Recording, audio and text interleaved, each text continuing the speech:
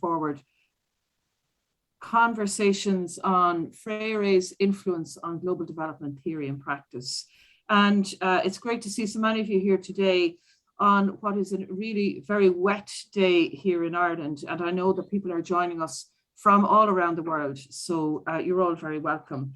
I'd also particularly like to welcome and to thank Professor Aidan Mulkeen, who is the Vice President Academic, the Registrar and Deputy President of Maynooth University. And Aidan has kindly agreed to open our conversations this morning. So I'll pass over to Aidan. Thanks very much, Aidan. Thanks, Eilish. Good morning, everyone. On behalf of the university, I just want to welcome you here this morning. I'm delighted to see so many people here for this discussion. I have to say, this is one of the events that I would prefer to attend than to open, but unfortunately, I can't do that. So I just want to say a few words of introduction. So if you think about it, a few years ago, there was an awful lot of talk about the end of history. You'll remember that provocative book in 1992 by Francis Fukuyama. And the core idea was that liberal democracy was the natural end point of political evolution. That was where we were all going, with maybe some bumps along the way.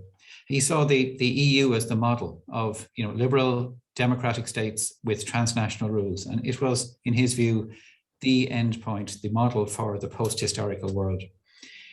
I think it's a really interesting parallel because, of course, the Marxists always thought that their system was also the natural evolutionary endpoint of political evolution. But if you think about it now, 30 years after the book was written, the world looks quite different from that. It seems to me that we've seen actually a weakening of transnational rules.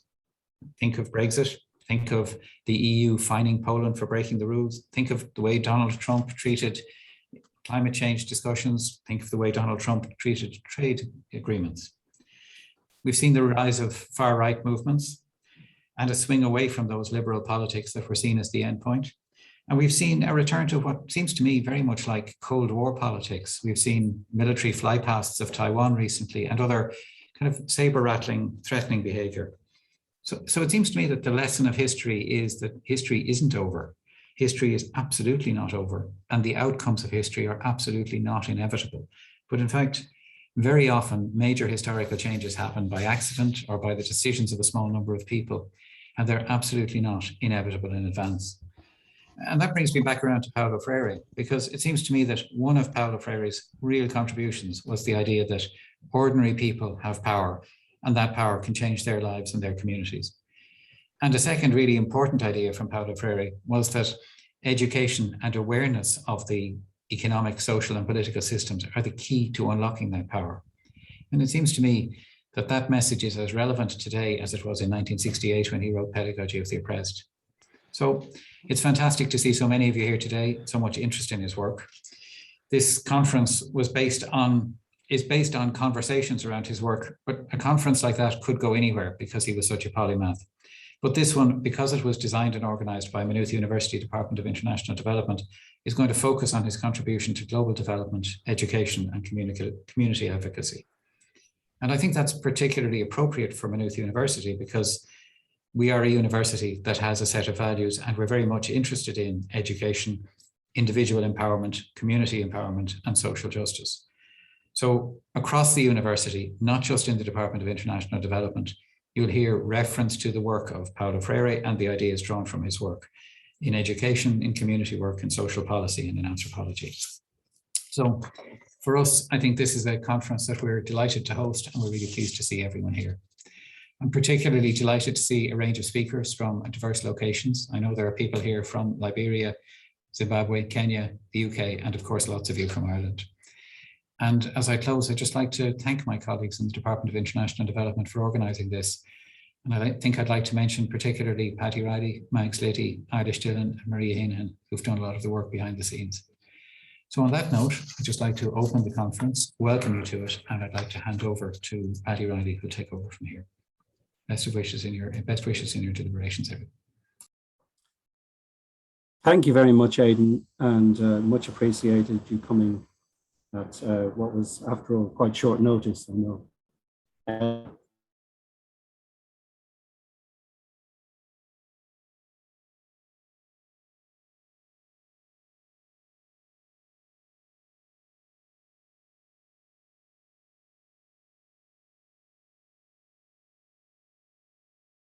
we see it will go. For those who are able to stay around for and I hope many of you are able to stay around for the duration of the conference into the afternoon sessions. And hopefully we'll all manage to work our way through the challenges of working online. I'm sure most of us are experts at this stage, given our experiences of lockdown. We will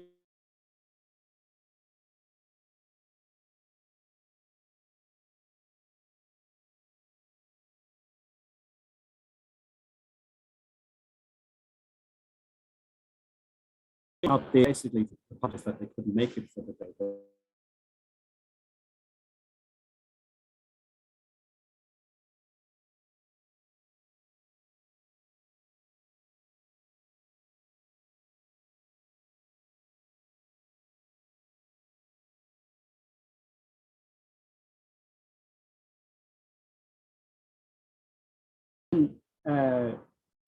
It's your turn. We'll be asking people here to make questions or indeed comments by using the chat function that some of you, I'm sure, are very familiar with. And the idea is that when you have a question after the speakers are finished, you raise your hand. You know this little mechanism. I'm sure you're all familiar with it. Do I have an example of it here? I can't do it myself. But you know the little electronic model that you get of a hand. You put that up, and then between myself and my colleagues, Katerina and Max, will try to make sure that as many people as possible get in the remaining kind of half an hour that we've allowed for the discussion, and hopefully meaningful discussion that we'll have at that stage. And if you don't feel able to get in on a voice audio, again, don't worry. Please put any comments you have into the chat, and we're going to capture those later and find some way of actually sharing them with people on our website later on, along with everything else. We intend to close this session no later than 12:30 and take a lunch break. I'm sure we'll all need it by then. And the afternoon workshops will commence at 1:35, just after 1:30. And they'll continue until 20 to 3, just over an hour. And after this, we'll have a final plenary session of the 3 panelists who are people that will be present at the workshops. And then I'll close the conference with a few summarizing comments.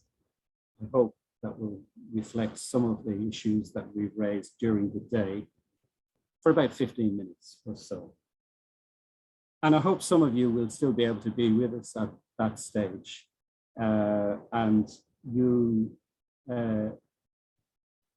And I suppose, given the nature of these events, I know some people have already told me they're coming only for the afternoon, they're coming only for the morning, and so forth. And that's fine, which is why we want to try and make it as accessible as possible later on. And then finally, as some of you are aware, that we will be publishing papers from this event. And for everyone who's been registered to attend will be notified when these are available. So I hope you find the event, whatever aspects you're able to attend, memorable and useful to your work.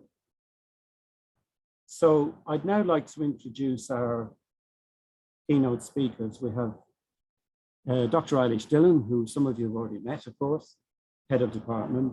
Then we've got David Archer from ActionAid in the UK. And we have Zoriana Bishek, a community educator here in Kildare.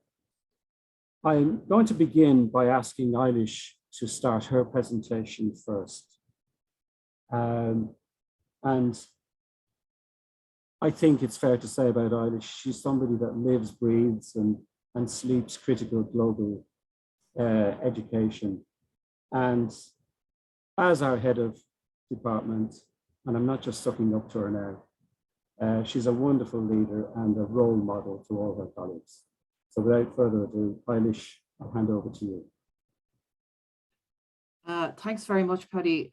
Impossible to follow that one really and to live up to it. But actually that emerges in what I'm going to talk about today, I hope. Thanks everyone. As I said earlier on, lovely to see everybody here. I hope you can see my screen now. I'm going to take it that you can unless I hear otherwise. So I've just put together a few thoughts, I suppose, in terms of my own encounters with Paulo Freire's work and some research that I've been doing and just the kind of work that we've been doing at our department here at Maynooth, but also prior to that, where many of you would have come across Paulo Freire through Paddy's work in particular there. So I'm just sharing a few thoughts. I'm very aware that many of you know Paulo Freire's work much better even than I do and have been on this road for a long time. And so just a few thoughts, I guess, to, I hope, start our conversations this morning. And I'll build on what Aidan was talking about earlier on. So I wanted to begin with a few words from the poet Brendan Kennelly, an Irish poet who sadly died earlier this month. And he has a beautiful poem called Begin. And it ends actually with those words there up at the top. Though we live in a world that dreams of ending, that always seems about to give in, something that will not acknowledge conclusion, insists that we forever begin. I really think that that's a very powerful few words, which talks an awful lot to the importance of keeping going. And interestingly, Bell Hooks starts her teaching to transgress with a few words from Paulo Freire, talking about the importance of beginning and refusing to bureaucratize the mind, to understand and to live life as a process, live to become, he says.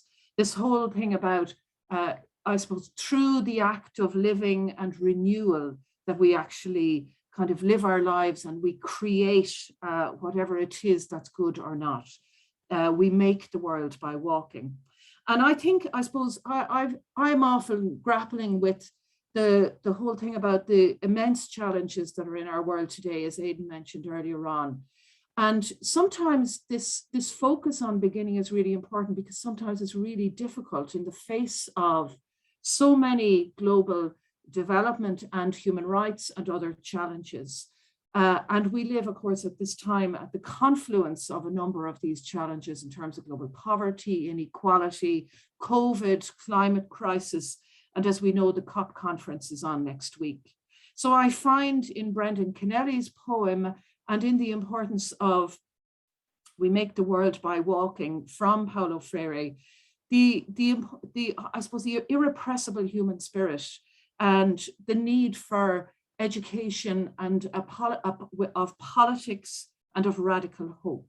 And that's what I'd like to talk about today. But I just want to, I guess, so here I have outlined, I guess, this question that I have very often, it's been in my mind and my work for many years.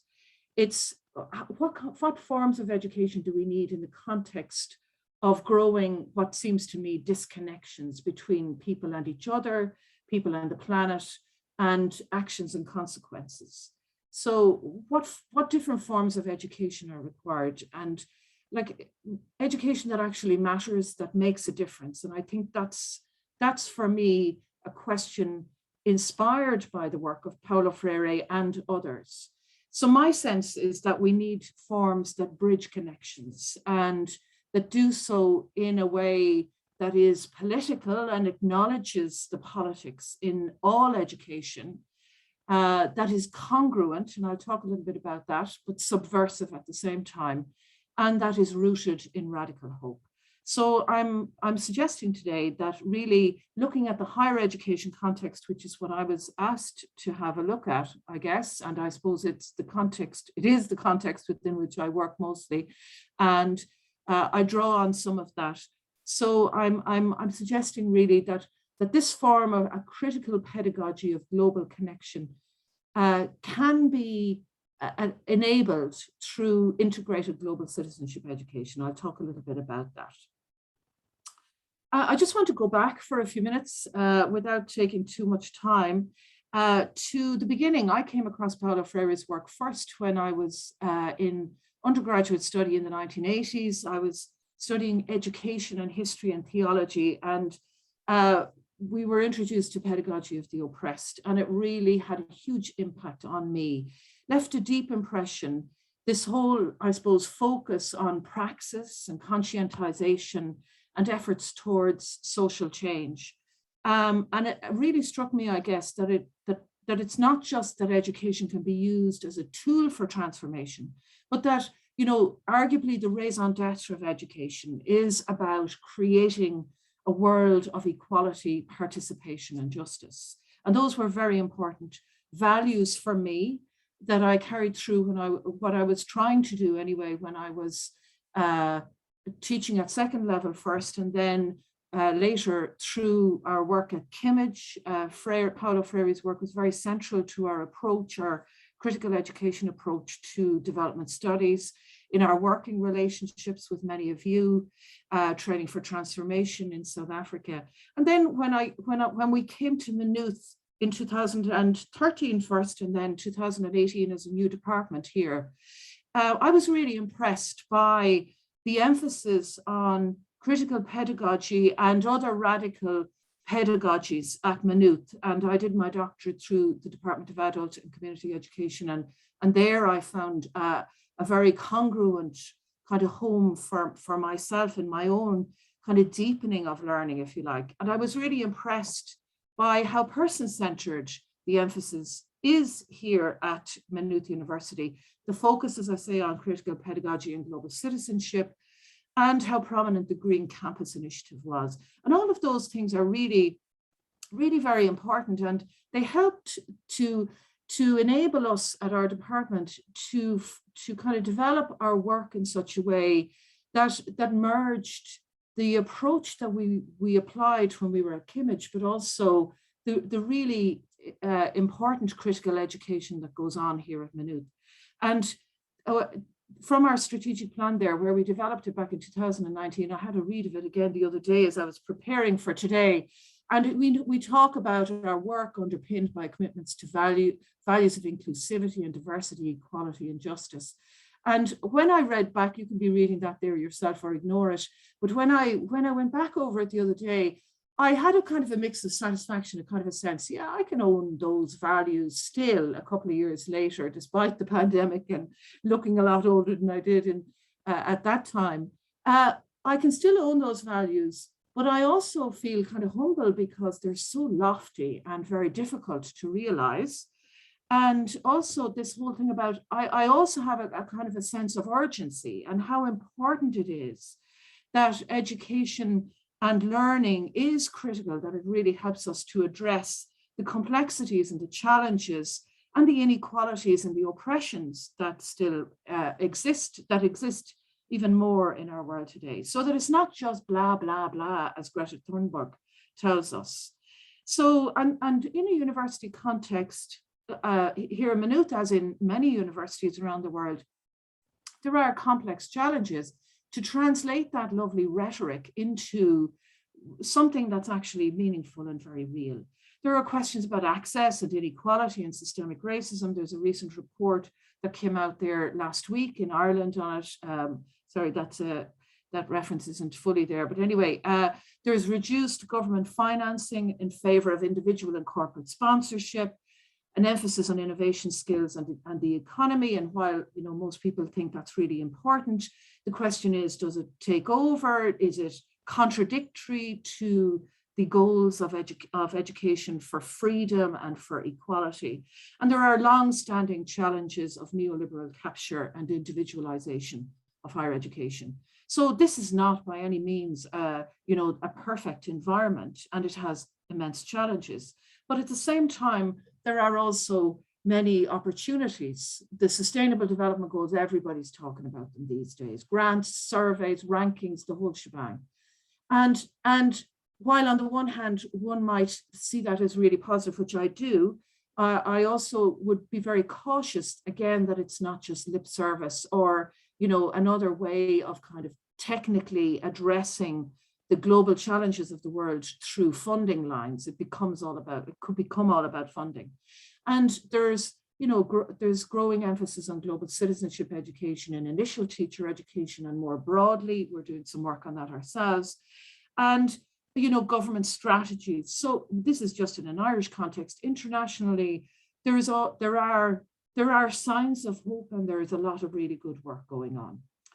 But at the same time, as I mentioned earlier, there are questions about how that translates into practice. And I did some research a number of years ago with global educators, development educators here in Ireland. I won't go into the detail of it, but it was about different ways of thinking about and addressing global education, and basically how critical or transformative is it? Of course, there's lots of contestation over all those concepts, but I won't go into the detail of that if you don't mind. But really, I guess, out of that, and what has influenced my thinking and reflection around all of this since, are questions around the kind of, I suppose, what I've called criticality gaps, but gaps is, anyway, it's problematic. But anyway, basically, that I suppose lots of the educators that I spoke to identified that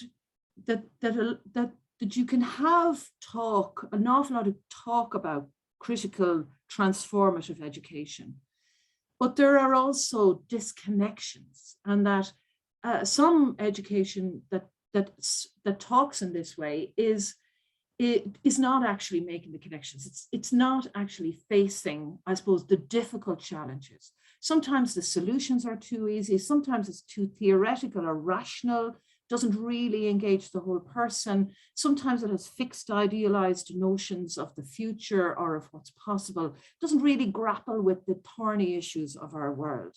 So it's on that basis, really, I guess, and I'm bringing back in Paulo Freire's influence, that I go back to this idea of a kind of a critical pedagogy of global connection. How do you make the connections? And again, many of you will be familiar with many of the debates about what is critical pedagogy, what does that mean? In my own research, I was trying to look at what a post-critical pedagogy might look like as well. But basically, at the heart of it, I'm going to suggest today that there are three things. I'm sure there are many others as well, but three things I just want to highlight. One is the political, congruence, and radical hope. So again, drawing on Paulo Freire and the centrality of education for transformation and politics to Paulo Freire's work. And when I talk about politics there, obviously I'm not talking about party politics. It's politics as about power, understanding power, enabling power, shifting power, resisting power. It's all about everything we do, as he says, it's either about conformity or transformation. And he also argues that education is the practice of freedom, which is a brilliant phrase in itself. You know, we could have a whole conference on that, as opposed to education as the practice of domination. It denies that people are abstract, isolated, independent, and unattached to the world. And again, for me, that's really important. So all of this stuff, you can talk about it in real theoretical terms, but it really is about how do we live in the world and how do we grapple in the world. And that whole interconnectedness and interrelatedness, I think, is so important to kind of emphasize, to try and hook into and enable through education. So it's something about building understandings of these processes of interconnection and of human responsibility. So what are our responsibilities, but also what are our complicities in terms of the way that we live our lives? And Sharon Todd, who's from the education department here in Maynooth, really a brilliant thinker on all of these questions, has asked, how do we imagine an education that seeks not to cultivate humanity, but to face it head on, so that it's not oh, blah, blah, blah. And I really was struck when Greta Thunberg talked about that recently. Sharon argues that education should be concerned with the complexities of the human condition in all its pluralities. So that's really challenging stuff. And I wanted to highlight the second point, which is a little bit about congruence. Now, I'm only talking about congruence here in terms of how, when I was reading back in preparation for today around Paulo Freire's work, lots of people were talking about how congruent he seemed to be in terms of the way he talked and about how he lived. And that's kind of the understanding that I want to apply to it here. And thinking about that quite deeply then, about that it's not just hanging on to the next trend of the Sustainable Development Goals or equality, diversity, and inclusion, but that at university level, for example, that how the university is organized, how universities or higher education structure themselves, how we engage in our learning processes are congruent with the kind of critical talk that we talk. So this is where I think subversion is really important. And Paulo Freire's kind of critique of banking education, I'm sure this will come up later on. That whole thing about just turning around notions of where expertise lie and turning around the whole way of who we think is the teacher, etc. I'm really influenced by that as well. And a contemporary thinker on all of this around global, critic as well of global citizenship education is Vanessa Andreotti. Many of you have heard of her, and some of you will know her heads up checklist. And if you just Google that, it's a brilliant little piece, in my view, where she questions those of us who think we're doing critical kind of global education, or we aspire to doing it. And she asks us to kind of question the extent to which we're reproducing problematic historical patterns of thinking and relationships, ahistorical, depoliticized, paternalistic, ethnocentric, etc. So moving on then, I suppose that's where I think all of this stuff and being critically literate, and she talks about critical literacy, and of course that builds on Paulo Freire's work, and being subversive and what that actually means. And today it definitely means embracing equality, diversity, and inclusion, but not in any tokenistic kind of a way, decolonizing the university. This is what we know that this needs to happen very much today. And as one participant in my research highlighted, and I use this image quite a lot, addressing the elephants in the room, the things that we take for granted that we're afraid to address. Another key thing that's really required is about, I suppose, challenging the neoliberal influences on higher education. And Henry Giraud's work is very influential in that regard. And of course, he was very close to Paulo Freire and a key critic in critical pedagogy. And a lot of research has been done on that in Ireland. And it continues to be the whole thing about the privatization of higher education, the commercialization of it, the challenges for funding. And I suppose that things are not contradictory. And lastly, I'd just like to highlight, I suppose, this is something that I've been reflecting on quite a lot, the need for hope and radical hope, and hope that's rooted in understanding how hard things are, but actually taking that on board and then addressing it. So Freire himself said that he cannot ignore or couldn't ignore homelessness or hopelessness indeed, but anyway, as a concrete entity, nor turn a blind eye to the historical, economic, and social reasons that explain that hopelessness. But you need to understand, as far as he was concerned, all of that through hope and having a dream, hope as an ontological need. And this whole thing about one of the tasks of the progressive educator is to unveil or to explore opportunities for hope, no matter what the obstacles may be. And I really feel that that's really, really important. I was at a COLOV First Wednesday. We have a partnership with COLOV very recently, talking to young climate activists. And I was really impressed by one young woman. I was impressed by the three of them, but one young woman from Cork, Amy, I asked her, what is it that keeps you going? What is it that gives you hope? And she said, it's in the doing. It's by being active that you get hope. And I think that's really important, that we address, I suppose, all opportunities for making change in a hopeful way while taking account of the challenges. And so basically that brings me back to Brendan Kennelly and Paulo Freire and their invocation at the beginning to begin to live life as a process. And I don't think there's anything easy about any of this, but I do feel myself personally that more emphasis on the political, on congruence and subversion, and on radical hope through a critical pedagogy of global connection may help us to advance the kind of relevant and critical global citizenship education I think is needed in higher education today for a just and livable future. So with that, I'd just like to say thanks very much, and I hope you enjoy the rest of the conference. Thanks. Eilish, thank you very much for that. That's a very powerful opening, very rich and comprehensive set of ideas and insights. I'm sure many of these will be picked up later by several of the people here today in the discussion that will follow this. But for the moment, thanks for that. And without further ado, I just want to welcome David Archer to speak now. I was delighted when David said yes to our invitation to contribute to this conference when we asked him a couple of months ago.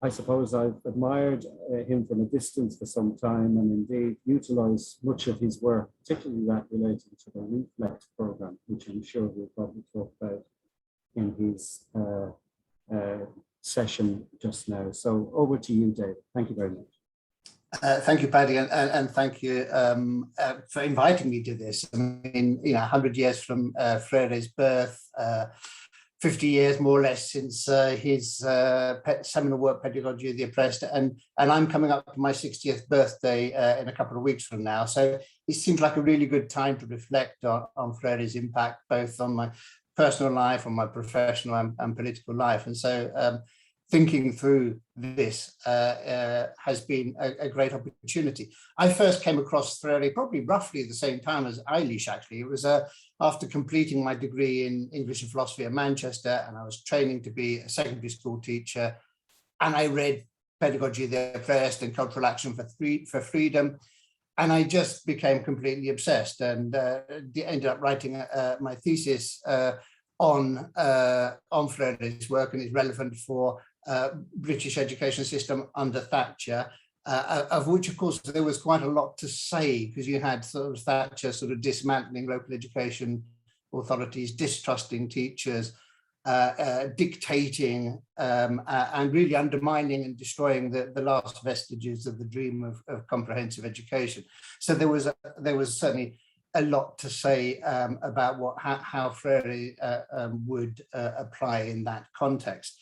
I continued then, wanted to sort of investigate the impact of Freire's work closer to his home, and went to Latin America. First of all, went to Nicaragua during the period of the Sandinista revolution.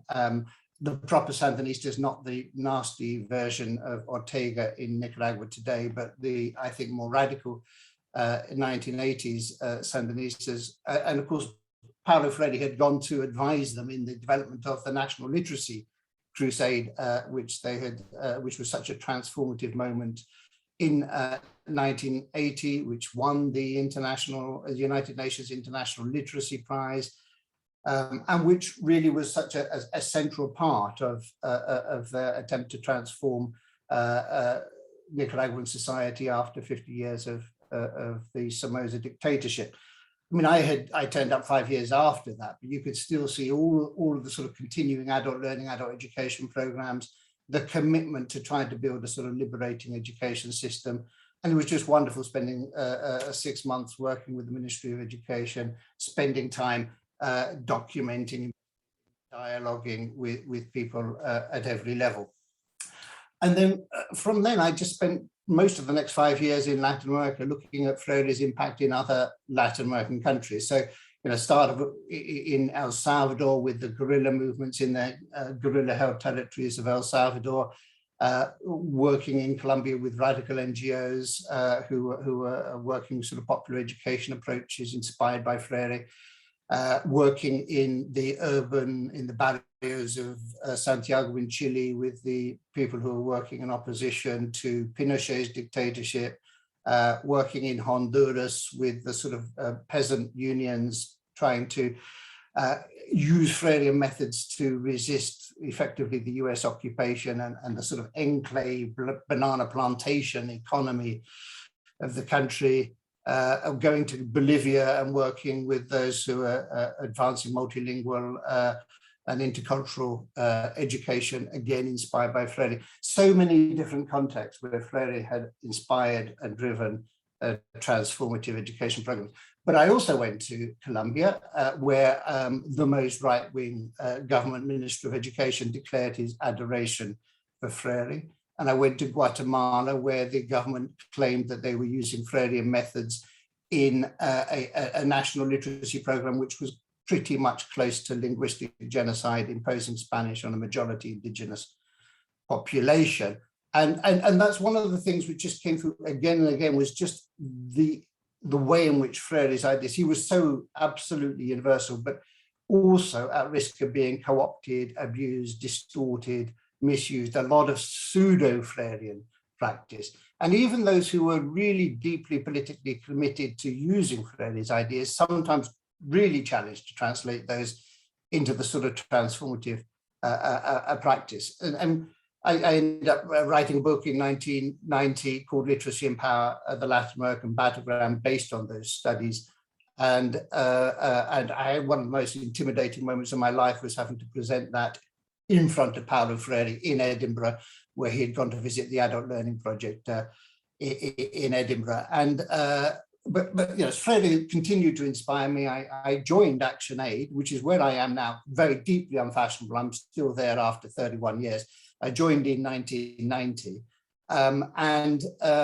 Action Aid, I was working as an education advisor and what was called a Latin American desk officer, working on these sort of long-term rural development programs. I hated the international NGO sector in general and swore I wouldn't stay for more than 2 years. I came across at that point the work of Robert Chambers and the sort of work around participatory rural appraisal and different methodologies, which were trying to do something different with visualization methodologies and trying to reverse the usual power dynamics of how you develop effective programs, starting from the assumption, in fact, that local people know who's coming from outside. They have all sorts of knowledge and experience that needs to be the basis for designing any programs. And that reversal of power dynamics was so important in that work. So what amazed me, talking to Robert Chambers and others, was that why nobody seemed to be using what were very powerful approaches to apply to adult literacy and adult learning programs. And so I wrote up a sort of rough concept note, and we ended up developing what became the Reflect approach, starting very much in the context of running programs focused on adult literacy. And the idea was very simple. You have no pre-printed textbooks, you have no materials brought in from outside, you support local facilitators chosen by local communities, and you support them to work with a range of different visualization methodologies, people working on developing maps of households, maps of land, tenancy, land ownership, land use, calendars which would track sort of health and agricultural cycles, diagrams, matrices, mapping the formal and informal power dynamics within the community and between the community and the outside world. And these would all be done purely visually, and then people would translate these complex visual three-dimensional images onto paper and then introduce, with simple pictures, and then introduce the written word. And so this was very much driven by Freire's ideas of the codification and then sort of generative words, generative materials that would contribute to both processes of conscientization and working starting by valuing people's knowledge and their own experience and helping them to systematize it and articulate it in new ways. We piloted this in Uganda, in one of the most remote corners of Uganda, Bundibujo, on the border of DRC, in an area where 3 of the 4 local languages had never been written, and we started writing them the first time.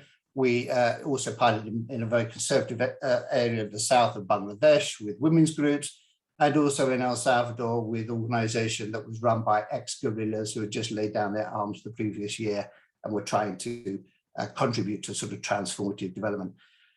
And as we were developing those pilots, I had the incredible fortune to spend some time meeting up with Paulo Freire. Spent a long evening with him in London when he visited education. And we ended up sort of naming this approach after Paulo Freire with his consent. So it was rather clumsily known as regenerated Freirean literacy through empowering community techniques, which was shortened to reflect. And thankfully, only people now just think about it as the reflect approach, which because it is rather clunky and a bit of a mouthful. And since then, I corresponded with Paulo Freire very regularly. We met up a few more times. We pulled together this document called the Reflect Mother Manual, the idea being that there is no sort of, you can't produce a manual for direct use, but you can produce something which can enable people to produce a local manual. And you know, the approach spread very rapidly. Within about 3 years, we reckon about 500 different organizations, local NGOs, national NGOs, social movements, some governments working with the Reflect approach in about 70 different countries. It started being used in all sorts of different contexts. So we had it in the context of Burundi, Hutu and Tutsi facilitators running joint sessions in a context just after the genocide in neighboring Rwanda, tried to build sort of peace and reconciliation. It was used by the Dalit movements and the land rights movements in Nepal, by indigenous rights activists in Peru, language activists in Canada, and cultural activists in the Basque Country. You have Sudanese women refugees working with the approach, and even sex workers in Bangladesh who started and adapted the approach. So hugely different contexts. But in every single place that we went, you could see that the core of the inspiration was the ideas of Paulo Freire, which just continued to inspire people. When Freire died in 1997, rather prematurely, his secretary phoned me after and said that he had in front of him on his desk the Portuguese translation of the Reflect Mother Manual, but she did tell me that it hadn't been associated with the cause of death, as far as we know. It was, yeah, in one way or another, Freire has defined pretty much everything I've done then and since. And there's some of the key concepts which I just keep coming back to, which I think were worth highlighting. One, illiteracy is just one manifestation of injustice, and you can't run an effective literacy program or any education program without engaging also in the wider struggle against injustice. In the absence of a wider process of change, just changing the fact that somebody can read and write doesn't actually cause a structural change. It's not the literacy in itself, it's actually when you link that process of learning with a process, as Freire himself said, reading the word and reading the world, and these things need to be absolutely interconnected. As Eilish has flagged, I think the fact that no education is neutral, such a pivotal context, concept that all education is political, and that applies in every single case, whether it's as an individual teacher, in a classroom, in a school, in a local authority, in a national education system, thinking about the political dimension of education.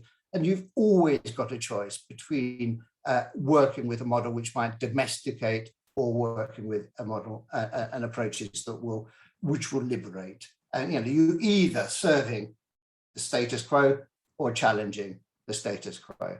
And he brings that down, and again, this is something bring it down to the fundamental choices between monologue and dialogue.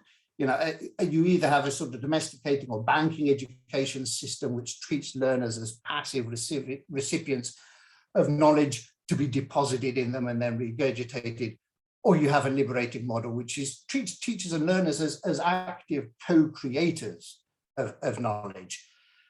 And actually, it's worth an aside here. I mean, I love the fact that Freire talks about banking education, and it seems to me a great irony that it was actually probably after Freire coined that term many years later that we saw the ascendancy in global education terms of the most powerful institution in determining the framing of education around the world is now the World Bank.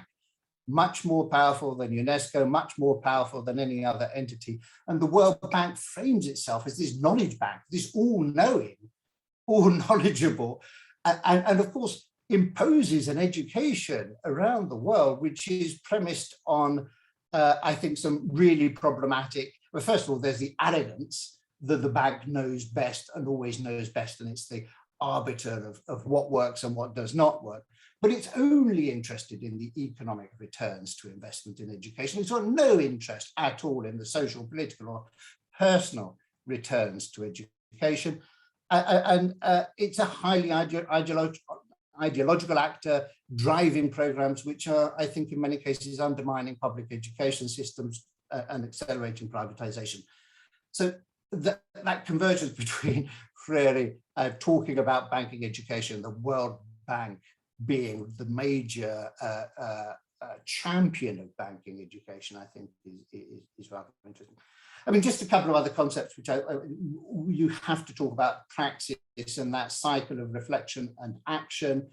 Freire was very, very, I think, reflection, endless reflection just ends up being indulgent if it's not linked to action, but action, which is pure activism without reflection, ends up directionless, and that constant sense of reflecting on the context and the environment, and then reflecting on that action to shape future actions, really important. And sustaining that sort of cycle through a learning process is so important. And of course, in a way, that's the underpinning of that key concept of Freire, of conscientization, which I think I just think should be a normalized word in the English language. Every time I use it, people look a bit confused outside of those who are working with Freire. But it's so important. I think it is about, because people equate it with, oh, it's just raising awareness, but it's not that. It has got to be about an awareness of the sort of key contradictions in the world, of the sort of structural causes of injustice, and a commitment to challenge those. I don't think you can have a conscientization process which isn't linked with that direction of action, of driving to action. It's not passive awareness raising, it's an energizing an understanding that drives organizing and mobilizing and taking action. And as Freire himself talks about the pedagogy of the oppressed, it's about perceiving the reality of oppression not as a closed world from which there is no exit, but as a limiting situation that people can transform. So, I mean, reflect. I mean, I'm conscious of time. I will have to wrap up. I have a number of other things I'd love to talk about. Well, I really welcome that I was talking about congruence and that coherence issue. We were so conscious of that with the reflect practice. When you're running training of facilitators workshops, you can't lecture people in how to work with participatory methods. You have to take people through a similar process, which involves, in one way or another, the critical analysis of power and a sort of pursuit, a collective pursuit with them of an understanding of the world. And the same applies not just in training facilitation, but training the trainers, and in any national networking or any international spaces where practitioners using reflect approach or Freire approaches met. You had to make sure that the process was consistently using and applying the same dynamics. So always looking to explore power in the context of the global spaces. We were looking at the power of money, the power of language. We had all sorts of workshops where we have French, Spanish, Portuguese, Arabic, all being spontaneously sort of translated in without any resources because the power of language and who was speaking and what language you were speaking in, so important.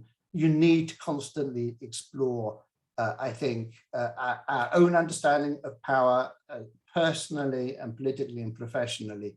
That's what, in a sense, Freire drives one to do. And Freire has continued to be an inspiration for me. I've spent much more of my time now working on issues around tax justice and the financing of public services. We just did a report on the public versus austerity, critiquing the International Monetary Fund and the way in which they've imposed a cult of austerity and are continuing to do so around the world through ministries of finance. But every single time, in every space, whether or not it's building coalitions at a national level, how you build coalitions, you need to be working with a Freirean approach to make that work. When I'm in dialogue with senior economists at the IMF, thinking through how Freire would frame that situation, how you build a dialogue, a serious dialogue, is important. And one of the things which now I'll conclude on this, the thing which perhaps most excites me about what I'm now able to do is that last couple of months ago, we got large scale, the largest scale funding action aid it has actually ever got, which was a $20 million grant for a 10-year program of work in Brazil, supporting the building of an anti-racist education system with the Black movement, with the Indigenous movement, with the National Education Campaign, and with the teacher unions, working over a 10-year period, perhaps in the most least conducive environment under the government of Bolsonaro, but there's elections next year, and there are lots of states where we can build models of progressive anti-racist education where there is more progressive political leadership. And when the political moment arises to take that to a federal level, we're hugely excited by that. It's about connecting of different movements, and it's driven everybody, whether they're working in the Black movements in Brazil or the Indigenous movements or the education campaigns. Paulo Freire is just consistently the driving inspiration for that work. And so I continue to be inspired and hope to continue to be inspired for many, many more years to come. Thank you for giving me the chance to share some reflections, and I'll pass back to Paddy. David, thank you very much. I've been informed by a colleague that I was sounding a little muffled. Maybe I always sound a little muffled. I hope you can hear me now. Can people hear me? Thumbs up? Okay. Thank you, David, for, as hoped, a very insightful and very richly practical series of links from your rich experience, indeed, with Freire and Robert Chambers and others. I really enjoyed it, and fascinating series of points, too many to mention now, but especially that one, though, that pointed out the misuse or distortion of Freire in certain Latin American contexts, you know, which is one of the criticisms that's often talked about Freire. I'm relieved, I suppose, that maybe Reflect is not responsible for the finishing off of Freire. I think that's important. I thought maybe we're onto a scoop here in our conference, but we'll move on. So I just want to, conscious of time, as always with these events, and I want to move on now to introduce Zoriana Pszek. Her surname is challenging, and I hope my pronunciation is okay, Zoriana. That's correct, yeah. I told Zoriana the other day that when I called her and her line was busy, the voice message informed me that Zoriana PSHYK is not available to take your call. So I was tempted just to use this one as the introduction here, but I thought, no, I've practiced so often saying Pszek, I wanted to use it. So Zoriana I first met a few years ago during some sessions with a group called Partners Training for Transformation, and with whom she's also associated, as you'll know from reading her bio. She's a community educator in Kildare, among many other things, an associate lecturer in Maynooth as well. Zoriana will, I hope, be giving us her unique experience and perspective on Freire's influence in her sphere of work, which is different again to that which was offered already by Eilish and by David. So over to you, Zaria. Thank you. Thank you so much, Paddy. Thank you so much to Eilish and David for their reflections. You kind of inspired me even more. So today I'm going to share with all of you, I suppose, my readings of Paulo Freire and the difference the philosophy of Paulo Freire made in my life, and how they guided me to this point in life. So I'm going to share with you just a very simple framework that I'm going to use to share my story. So imagine yourself as a citizen. You can be powerful or powerless. You can feel powerful or powerless, or you can be acceptant or not acceptant the way society is constructed. And can I ask you, is this visible to you? Is it comfortable to see? Okay, so in 2006, I arrived to Ireland as an asylum seeker. And I was placed into the system called the direct provision system. Some of you may know, and those who don't know, this system is a system of dispersal of asylum seekers and refugees around the country, placing them into hotels and hostels managed by the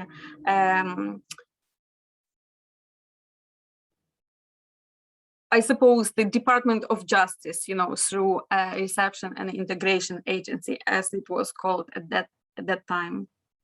And so I found myself in this system, and I was acceptant of the situation. I am in this system. I don't have a right to work or right to education. It seems like all my previous experience of education that I had was not relevant. I could not use this. And I was powerless because I didn't understand the way things work. I thought that that's the way the things should be. As an asylum seeker, I should be in this system, obedient, guided by the managers, just acceptant of everything that is given to me. So maybe just to mention that also at that time at the system, I didn't have a right to cook. All the food was provided for me. So I didn't have any say over anything in my life. And then, over the years, I've been in the system probably for 5 years. At that stage, I started feeling this very strange feeling in my body, and I couldn't quite put it what it was, and over the years, that feeling was kind of creeping under my skin, going deeper into my bones, resting itself on my shoulders, and it felt like it was squeezing me down, Eventually, it went deep into my soul, and I couldn't quite put a word, I couldn't use a word that I could name it. And so then in 2011, I attended this course, Community Development and Leadership course. And as part of the course, we read Pedagogy of the Oppressed. And there were quite few unfamiliar words in the pedagogy, so I used a dictionary, and I came across this word oppression that I didn't know in English. And it was quite profound because before attending these courses, I have done a number of English courses, and I never came across this word. Nobody taught me this word, And when I translated the word, I was like, oh my God, I know this word. I know it from, studying back in Ukraine from a very prominent poet of 18th century who was talking about oppression, being oppressed as slave, and I was kind of very puzzled because we live in 21st century, and here I am experiencing something that slaves, I suppose, experienced at that time. And it was an absolutely amazing revelation to me. I started understanding and seeing the things that I couldn't see before. Basically, it became like a puzzle. The experience of oppression became very evident, and the feeling that I had in my body being institutionalized over many years, that was the feeling of oppression that I couldn't quite pin what it was. And I think the interesting thing here for me was that attending English courses, nobody thought of political literacy and the importance of it. So I'm just going to insert here for you to see. I found myself oppressed and my little feet went here. And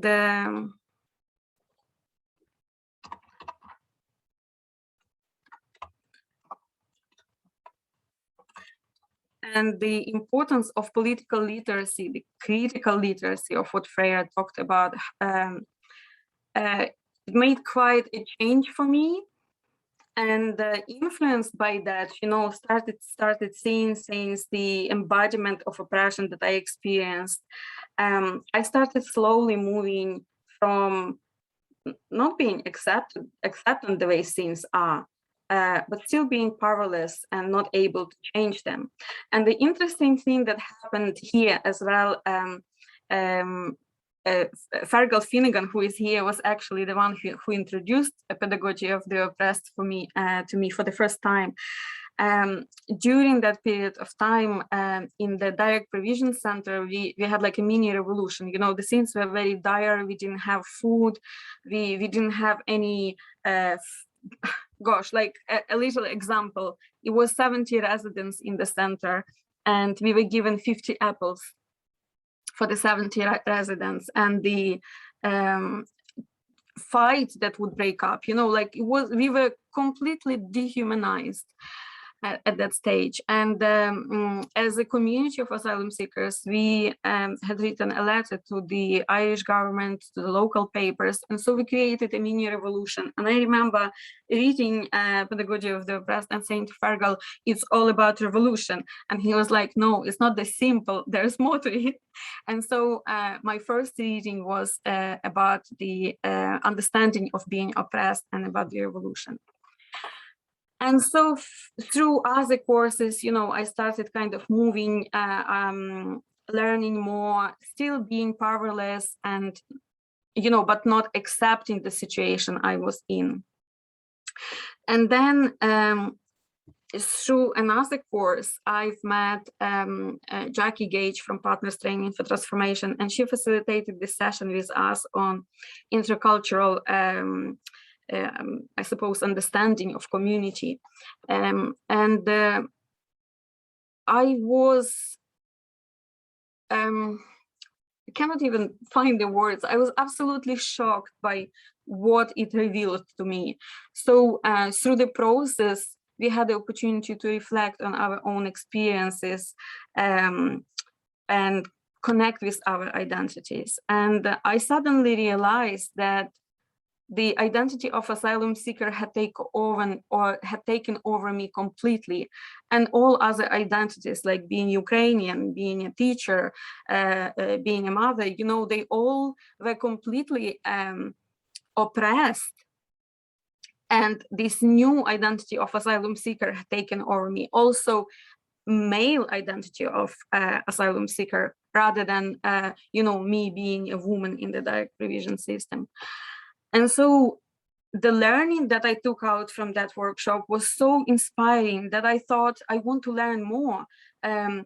What was profound about that learning, that nobody told me you are this and that, you know, I had the opportunity to explore it for myself through the process that was facilitated. And so I kept going back to that experience and I wanted to learn more. And so I had spoken to Jackie and asked me to be taken as a intern or being mentored by the Partners Training for Transformation. And for those who don't know, Partners Training for Transformation is an organization that uses or applies practically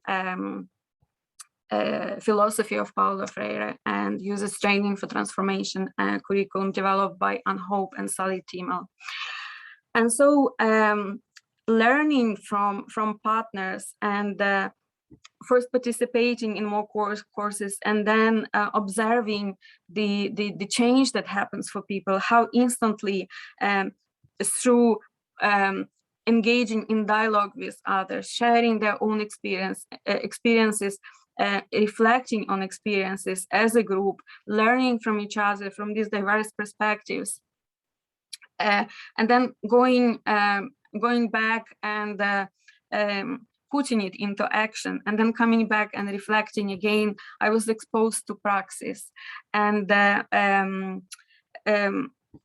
observing how people change, how transformative it is to reach some little points of consciousization in their lives was absolutely inspiring for me.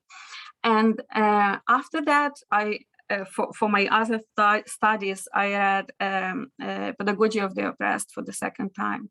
And at that time, I've seen the education and the meaning of education for change in the society, meaning of dialogue and praxis. So in a way, I started seeing the process that is creative, that is evocative, the process that through problem posing makes people to reflect and start changing their way of living, naming their word and naming their world. And so through education, I started moving on, learning more, and maybe now in my position of a community educator and a lecturer, I have certain power. I started feeling that I have certain power, but not acceptant of the way society constructed, still not acceptant, or even deeper not acceptant. While I was doing my research for my master's in adult and community education, I read Pedagogy of the Oppressed for the third time. And at that time, I connected probably in the deepest way with the context of political and economical context and the way they shape our culture, and vice versa, the way culture shapes economic and political context. And the context of the direct provision system as a system of oppression that was developed just 4 years after the last Magdalene laundries closed in Ireland, very similar to what it was for oppressing women. The context of capitalism and neoliberal society, and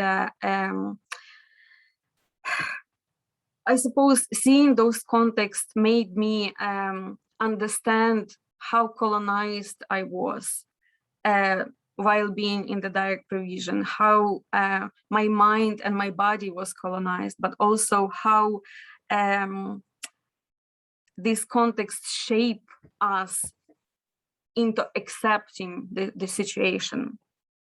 And so being in this position now, I didn't get there on my own. I got there because of the solidarity that I experienced from others. And Paulo Freire says, that solidarity is love, and that for me, pedagogy of the oppressed and the process that I experienced is deeply humanizing. And now standing in that space as an educator, I'm going back to the communities of asylum seekers and refugees and other communities who experience that oppression, who have that intersectionality of experiences shaped by the context.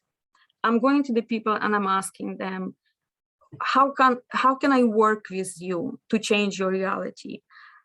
How can we all move into this space of being allies to change the society? But as well as that, I'm asking myself, and I think that's, the way Paulo Freire says, life is a process, and reflection is an ongoing process that an educator should tap into. And while asking the people, I'm also asking myself, how can I work creatively, and what I can do to help people to change their reality. And just to close, when I introduce myself as an ex-asylum seeker, and there's a reason for that, because largely my identity in Ireland was shaped in the way, and this time I accepted it. And when I moved on from the direct provision system and became an educator, I wanted that experience to remain with me. I wanted to be reminded constantly of the learning that I received being on the margin. And so now, when I'm going back to marginalized communities, I'm trying to work with them in a way that might change their reality. Because the way Bell Hooks said, that margin is the place where the change starts. So you'll get the opportunity to read a little bit more about my experience in the article. But for now, thank you very much. And I hope that you find in some way helpful what I shared with you. Thank you.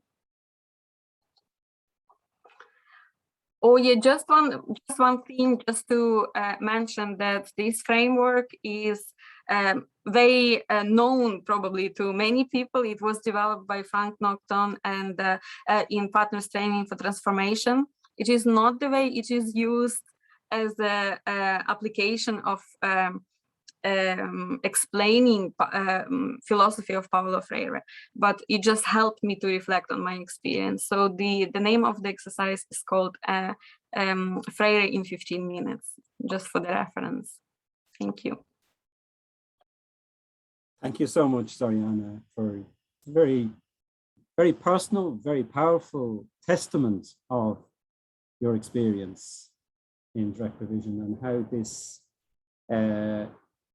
is analysed using a Freirean approach, and where you feel you're moving now. I'm sure that has conjured up or evoked a lot of issues for people. I hope they found it useful.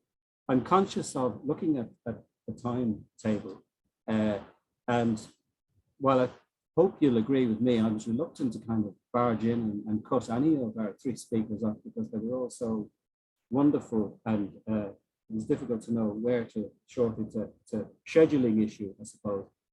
But if everybody is agreeable, I'm suggesting, instead of us concluding now at 12:30, which is only in a quarter of an hour's time, that we move on till about 20 to 1 o'clock, and we have a kind of a shortened lunch break, if that's okay with everyone. Yeah. Now, if you have to go, you have to go. But we want to try and get as much time for discussion and responses to these points in as possible. Okay. So at this stage, I'm just going to invite people from the audience, if they put their hands up. I see a little white hand on mine. I don't know where it came from. If they'd like to share, and my colleagues, Katerina or Mads, will point you out, and we'll try and see if we can take two or three who may have comments or questions to any of the three speakers, or indeed all of them.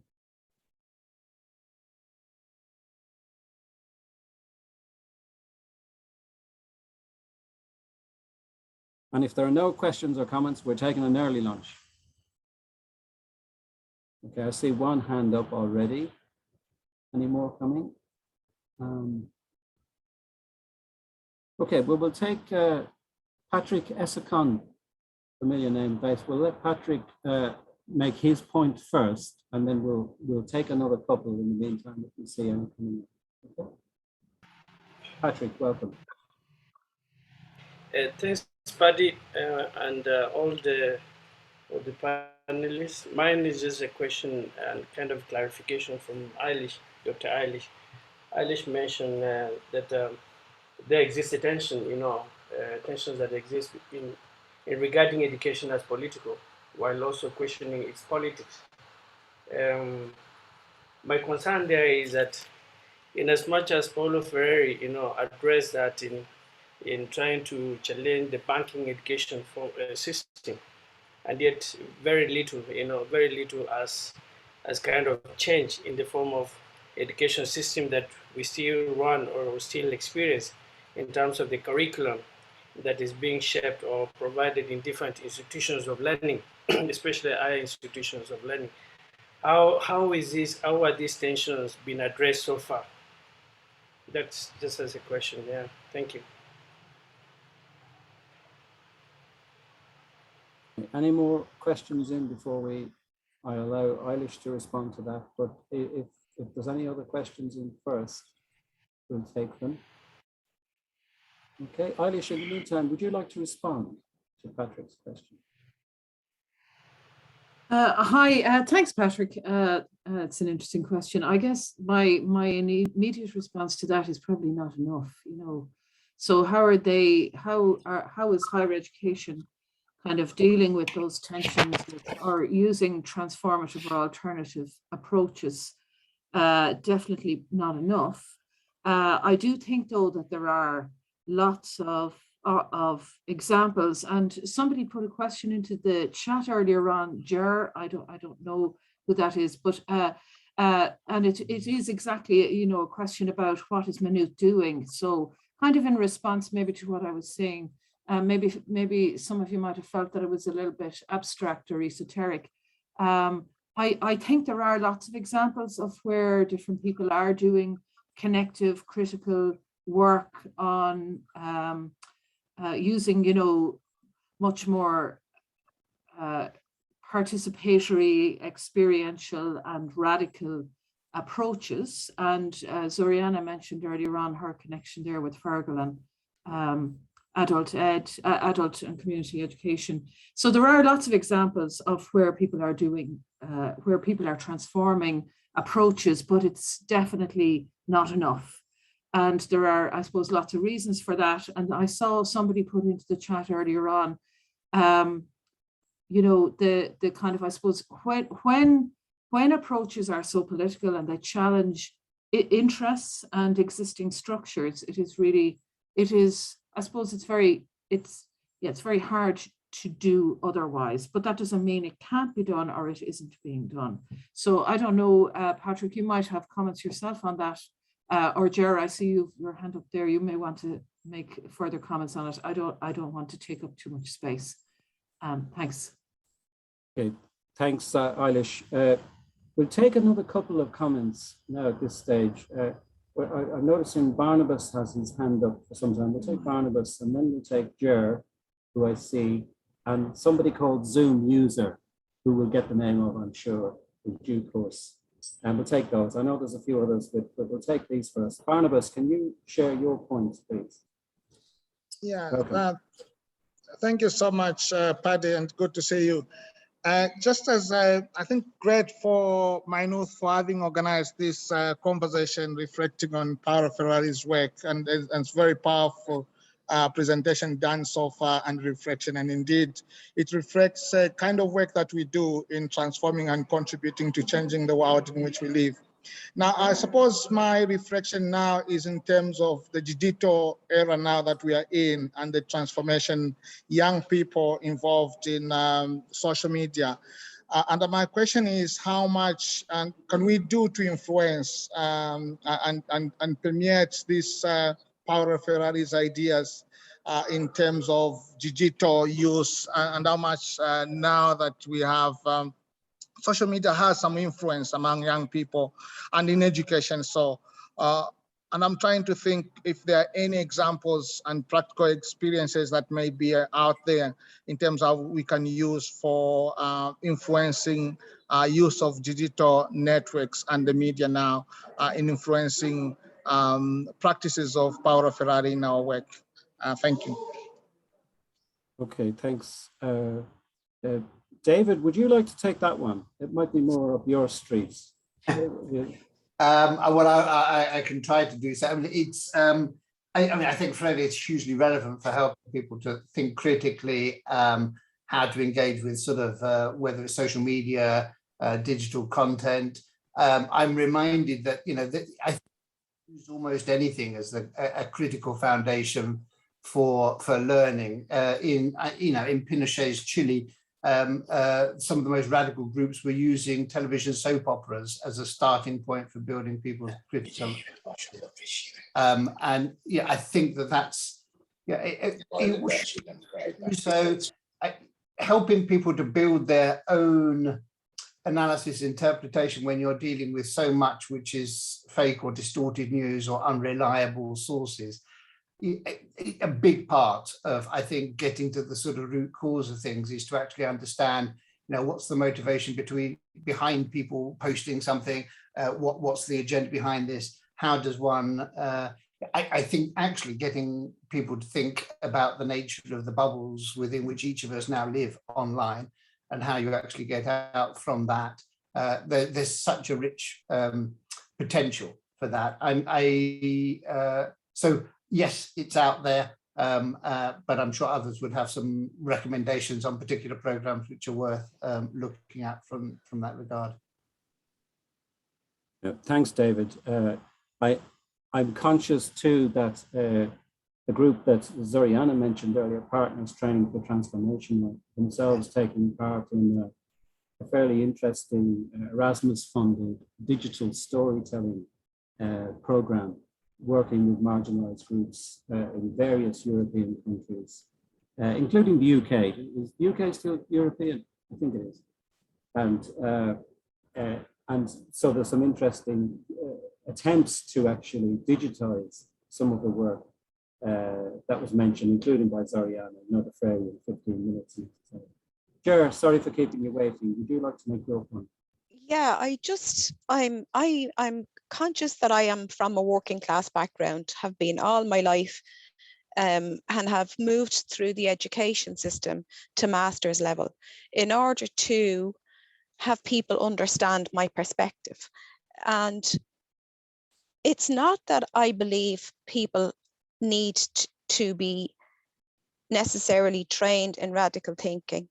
I think they have the capacity for radical thinking when they are oppressed. Maybe not everyone, but a significant number. But I find that people who actually go into communities, the majority of them, or the universities, this building capacity in critical thinking is often targeted towards oppressed groups, but not actually towards the groups who oppress. And I find the educational system and the university system in some ways extremely oppressive. And there's an assumption that we can't think critically for ourselves when we actually can. And I wish there was more focus on people examining their own privilege and their impact on their own practice and their impact on the communities that they decide to teach how to think critically. Because there's contradiction for me in where Freire says there is the local knowledge, there is the local expertise, there is everything there, and then we go out and we train people to produce information in a way that's acceptable to us or that we can relate to, rather than accepting people where they're at with their own information, with their own language, with their own way of producing it, and with their own observations of how we all play a part in this system that creates privilege and oppression. Thanks, Ger. That was a really interesting point. I'll invite anyone on the panel that wants to take up that. I'm struck by, I think that people like Andrea Cornwall wrote an article on pedagogy for the oppressors, as well as the oppressed. Again, as the thing you were pointing out, that often it's about convincing those who are in positions of power to change their thinking and behavior. Can I just jump in and say, yeah, absolutely. It's so important that, and that's why in all of the reflective processes we would only ever use local facilitators chosen by local communities themselves and not bring people from outside. Because I think as soon as it becomes and I do think there's a problem with Freire's initial practice when you look at Recife and what he was doing, which was very much about intellectuals coming into communities from outside. And I think that does need further critical reflection and is part of what we tried to address. And he was very supportive of that, in fact. But, you know, it's important to remember that, you know, Freire does talk about how the oppressors are oppressed by their own oppression of others, and that everyone is liberated in the process.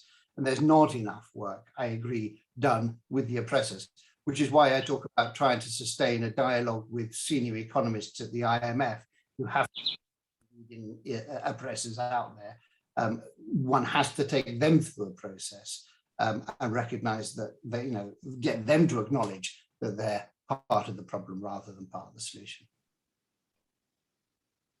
And I think as long as there's a dearth of people from my background and my experience at that level of faculty and the academy and at the higher levels of community development, that is going to continue. Mm-hmm. And there are very few avenues for us to enter in there. Okay, thanks, Ger. There's some really good points there. Can't do them all at this stage. Can I just take another couple? And I'm conscious there's a couple of interesting chats that I want to read out. But I know, is it Catherine Ali, who was the unnamed Zoom user? We'll invite her in, and then Gertrude Cotter as well. And then we'll take some of the chats that are interested. Thank you. Thank you very much. I'm speaking from Trinidad, and I was wondering, within the current global reset and the hope of a new world, I was wondering if there are any groups that are working on rethinking education systems along Freire lines, because I'd be interested in working along with them. And in relation to Ireland and the Maynooth 100 project of President Higgins, which is very clear on inclusion, equality and justice in order to change a culture, I was wondering if there were any groups working or individuals working on that as in relation to applications of Freire thinking to change a culture. Thanks very much, Catherine, is it? Catherine? Catherine. Catherine. Some very interesting points there. Can we take one from Gertrude as well in UCC? Hi there, can you hear me? Yes. Oh yeah, thanks. I just wanted so many things were coming into my mind as everybody was talking. I am working at UCC and I've been working for the last year, and this is just the second year, with staff from right across the university. So it's a very new project, and everything I do is learning more, and it's really all about us all learning together. But yes, I would use Freirean approaches and thinking in an awful lot of what I do. And in answer to Ger's thing there a while ago, I use a lot of work by President Higgins as well. So there are a group of people there. There were last year, for example, there were 20 staff from across the university, and this year there's another 15 so far. And so there is. So what I'm learning, and it's something that I think Eilish said earlier about, I think something Amy also from Cork had said, that it is the doing of it that actually is really important. You know, in my own research as well with students and staff at third level, I'm beginning more and more to think of the slowing down, stopping almost, relearning, restarting the whole thing up again. And actually the actual coming together of the people in this group has been the most powerful thing, because there are a lot of academics, both of all backgrounds, who are very interested and very critical. What's wrong is that there's nobody coming together very much. Well, certainly there wasn't where I am anyway. There's not enough coming together, I think. And I think the coming together of these voices is giving a lot of strength. And there was one or two, each of them is working in their own area now, looking at kind of Freirean ideas in their own work. And there are case studies emerging, but also working together and looking at the institution. And for example, out of last year's, the last session of last year's group that we had, they wrote a statement even, which I was very impressed with, which was that, you know, we work in this context, but we're not happy about it. But this is, you know, like at least stating that we actually don't, and this is very public, And to get from a point where we were, which was almost scared of saying anything, to actually publicly putting on the website that we're not happy with this. I was very pleased about that, because there were specific issues going on, very neoliberal things happening around international students in particular, and some very powerful work was done, but that was kind of coming together again. I'll stop shortly, but I also have done some work on digital storytelling, and I did a master's previously a few years ago on digital humanities and development education. So it was Freirean approaches to digital. So I'm happy to share that. And I mean, the broadest thing I could say about it is that Freire's work, I think, I'm a great believer, I love Freire's work, worked with Freirean work all over the place for years and years. But I think what is good about Freire is that it can be applied to whatever community. It can apply to digital. The fundamental thing is that the basics are still the same. Don't get away from the basics and you'll be safe, whether it's digital, non-digital, or whatever it is. So I think that's just some thoughts, and I'd be very welcome to learn from this. It's been so helpful to hear all these thoughts and meet people who are thinking along the same lines, and just everything I hear is actually challenging me to think, and thanks very much for that.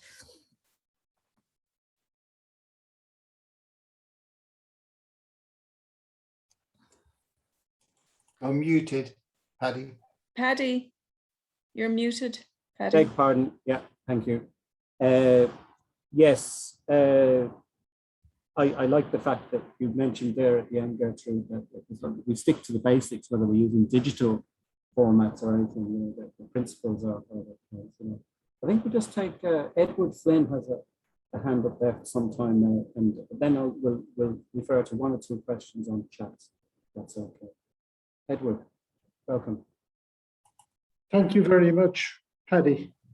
And thank you to all the contributors. My question or comment is, I suppose, sparked by what Ger had to say, and thanks very much, Ger, for raising that issue. I suppose it's a philosophical question that I have, really, and how to prevent what was a very good, or what is a very good idea, that of Freire's, how to prevent it from becoming doctrinaire. Yeah. In terms of, we think that this is a particular way of doing things or thinking about education. And then after a while, after some years, it turns into a doctrine. So that's the question for me. How do we keep the energy, the enthusiasm of the original idea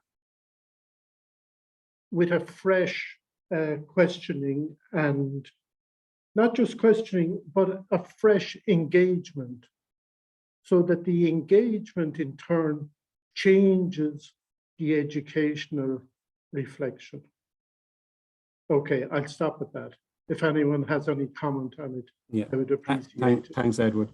Can I just invite anyone on the panelists now that for many of those other points that we've taken two or three there in quick succession. We partially responded, not fully, I'm sure, to Gerard's original one.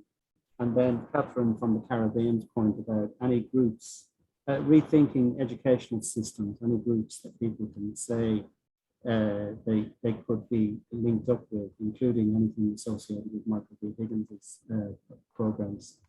Any of the comments apart from Ger Cotter and Edward's point about how do we avoid Freire becoming doctrinaire.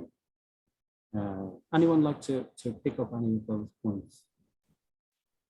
I will jump in very quickly on the doctrinaire question, because I do think this is what I was seeing in Latin America. Freire was everywhere, but he was like stripped of the politics in too many cases. You can take some of these sort of apparent instruments of an approach and of a philosophy and claim you adhere to them, but when you strip it of the fundamental politics and intention, you'll end up with something deeply problematic. And that will apply for people on all sides. So there was one of the interesting things we were exploring in Nicaragua, particularly in the latter, right at the end of the 1980s, was the Sandinistas had been in power for a long time, and they were then complicit in and wanted to use these same approaches to convince people that of their way of thinking, rather than genuinely create critical analysis and thought. And yeah, I think in the end, you can't legislate for people's intentions. That's the thing you have to sort of constantly look at and constantly problematize. The same sort of espoused ideas can be used as a really progressive and positive force, but can easily get co-opted or distorted or used in doctrinaire ways. There's an inevitability to the fact that any great idea will end up being co-opted or distorted by someone. The World Bank are great. They're the best at co-opting progressive ideas and progressive language, and then just fundamentally undermining it and making it mean something completely different to how it was originally intended. Okay, thank you, David. If I can just step in as from the point of view of practitioner who maybe in some spaces I was told that I'm indoctrinated, yes, done, by the philosophy of Paulo Freire. But I think from the point of view of practitioner, for me, the importance of reflection is number one. And I think if you as an educator reflect yourself on the way you work with the groups, that helps you not to become one, but also if you reflect with the groups, so that you learn from them where you are, where the groups are, how the philosophy or the approach that you are using, how it works for the groups. Because at the end of the day, it's not about you bringing something to them. That's where indoctrination comes from. I really need to work on my pronunciation. But what the group wants, and that's what Freire was talking about. You need to ask people what is their need, and throughout the process, when you genuine to that and you are staying with people and you are able to change your process every time in response to what people need, I don't think that you will be indoctrinated finally. Thank you. Thanks, Ariana. Also, on the issue of indoctrination, I think for me there are two key issues around that. One is to look at where you are stereotyping the oppressed and where you are stereotyping the oppressor, and are stereotypes somewhere in the background unconsciously operating how you are. And for me also, it's a huge thing to be invited into a community, not to invite yourself in, assuming that you have something to offer just to someone you see as oppressed or the oppressor.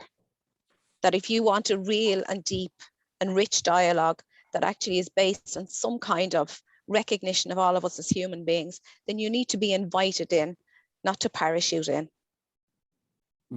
Thank you, Ger. That's words of wisdom, I'm sure. Can I just ask, is David still with us? Yeah. There's a question to you on chat, David. It's especially for you anyway, from Eamon Casey. How would you suggest addressing project partners' commitments to Freirean education for change with pressure from funders, including me, for outputs and outcomes?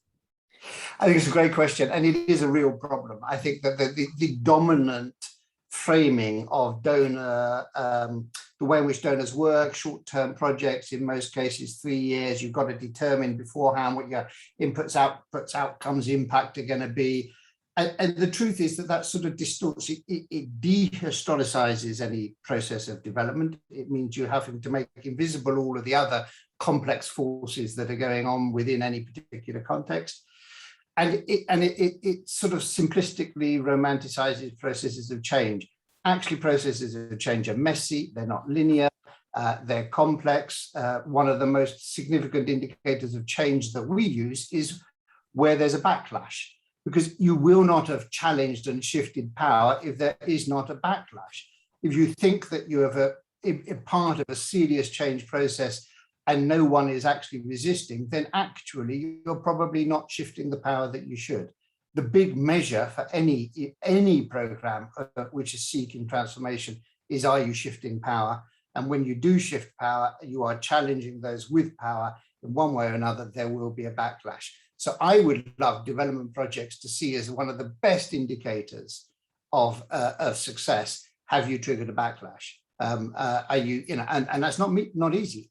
The time frames is probably the biggest problem that we have, and commitment to longer term engagement and support for processes rather than very short term support, which the dominant donor projects are always problematic. And I think changing the way you look at monitoring and evaluation, accepting that there will be more complex stories told about change processes, and trusting that process to lead to an outcome. So not being willing to give block budgets to support a process that you trust and to stick with it. These are the things which, and that's a big challenge at a time when actually the donors, and I do think it's a sort of part of a sort of neo-colonial, really problematic narrative, a sort of imposition from the North in many cases in the development world, that you have actually ever more controlling and conservative donor funds. Not necessarily talking about Ireland here, but I think if you look at the UK and you look at US, you look at many of the big donor countries, they are ever more controlling and wanting to determine in advance, and it's deeply problematic and needs to be challenged. David, thanks very much. I'm really conscious that we're running over time very badly. I'll be sacked in the morning.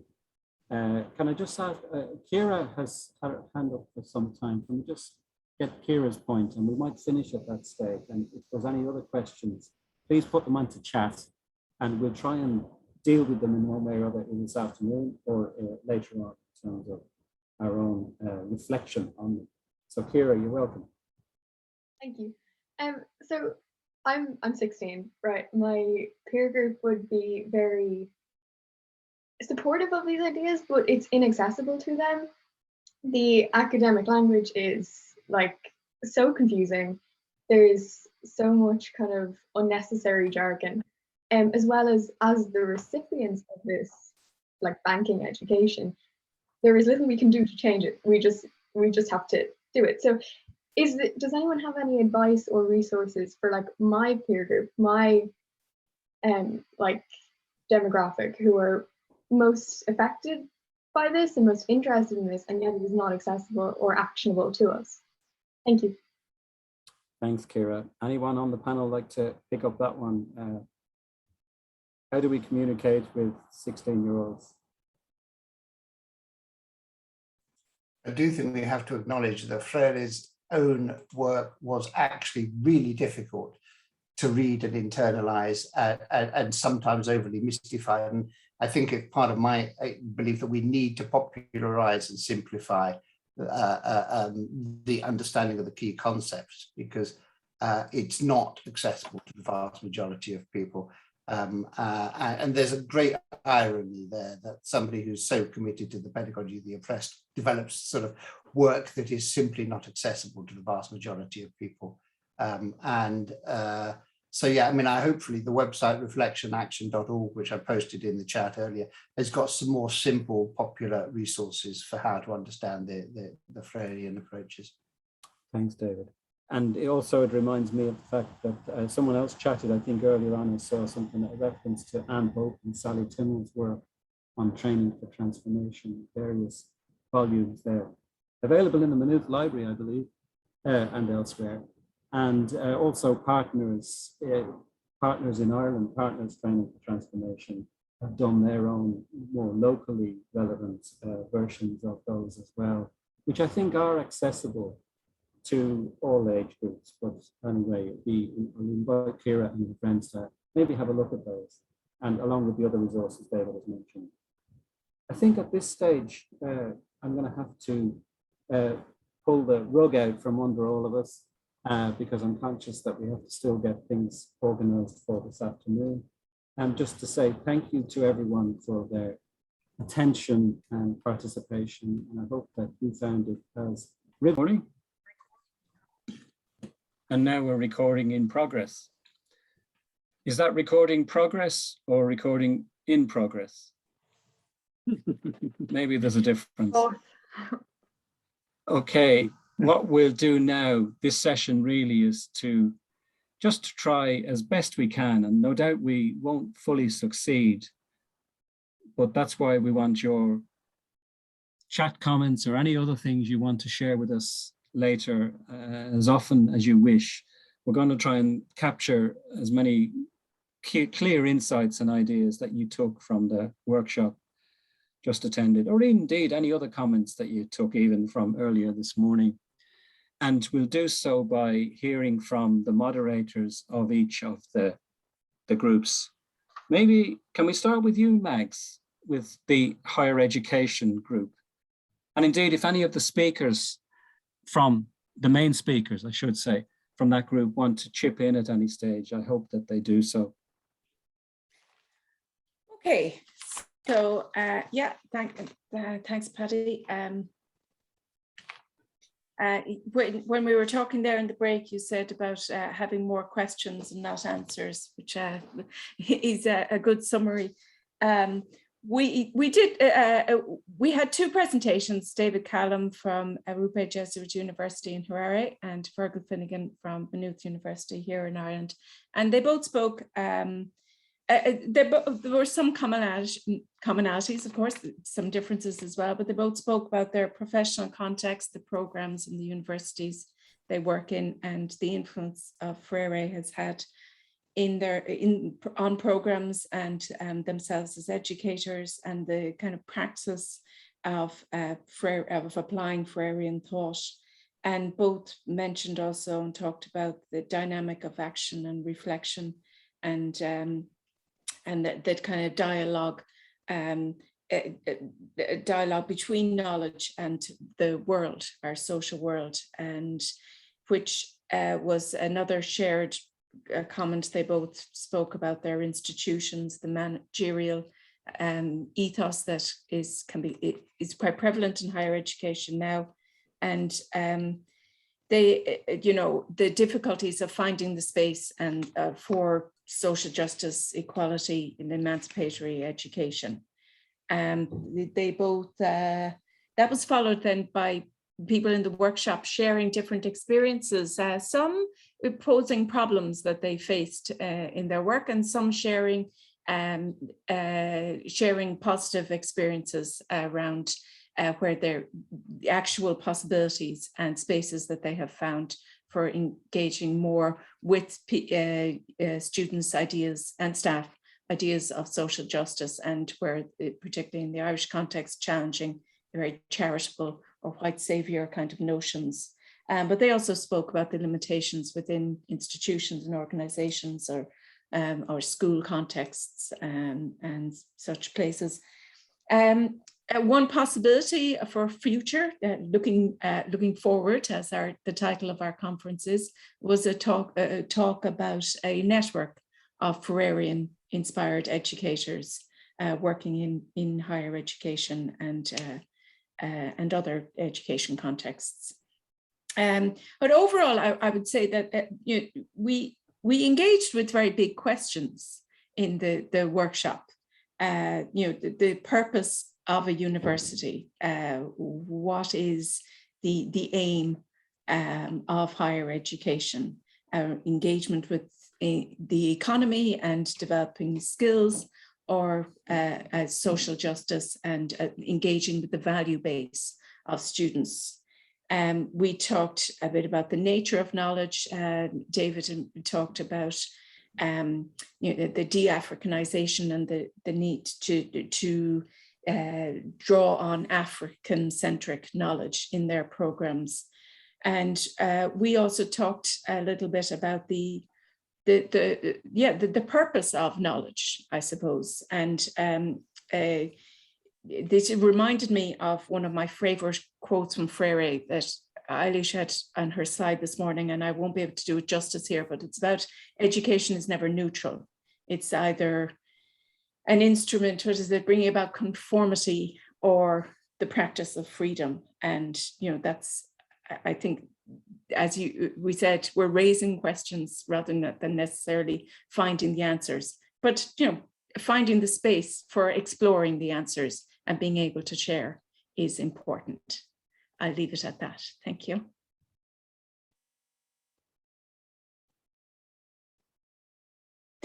Paddy, you're muted. We're missing your pearls of wisdom. There you go. Very good. I'll start again. Sorry. If there was anyone at the workshop that just wants to chip in and any other points, that was a very good summary that I'm sure will be useful, Mags, later when we'll distill all of this into some sort of report later. Isn't that the plan? And so if anyone wants to chip in and say, what about the thing I said? Now's your chance.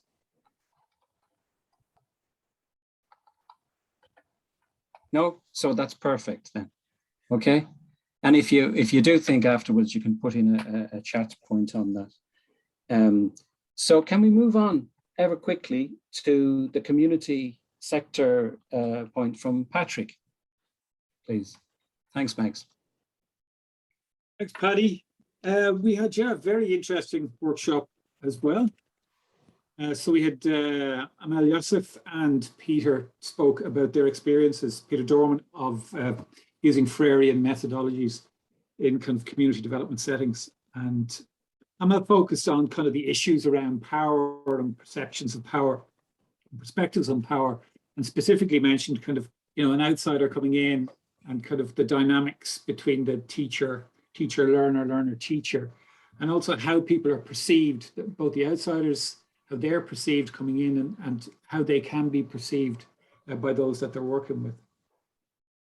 Then Peter talked about, you know, gave a range of experience that he had working kind of in community development, and particularly he had 3 different case studies that he looked at. He talked about these generative themes that, I suppose, using Freirean methodology, Freirean terminology, that he's drawn from those experiences, the importance of promoting listening, the importance of allowing a community to name their world, the role of conscientization, and then in terms of actually getting stuff or changes in place, the importance of building alliances and solidarity networks, and in particular promoting dialogue.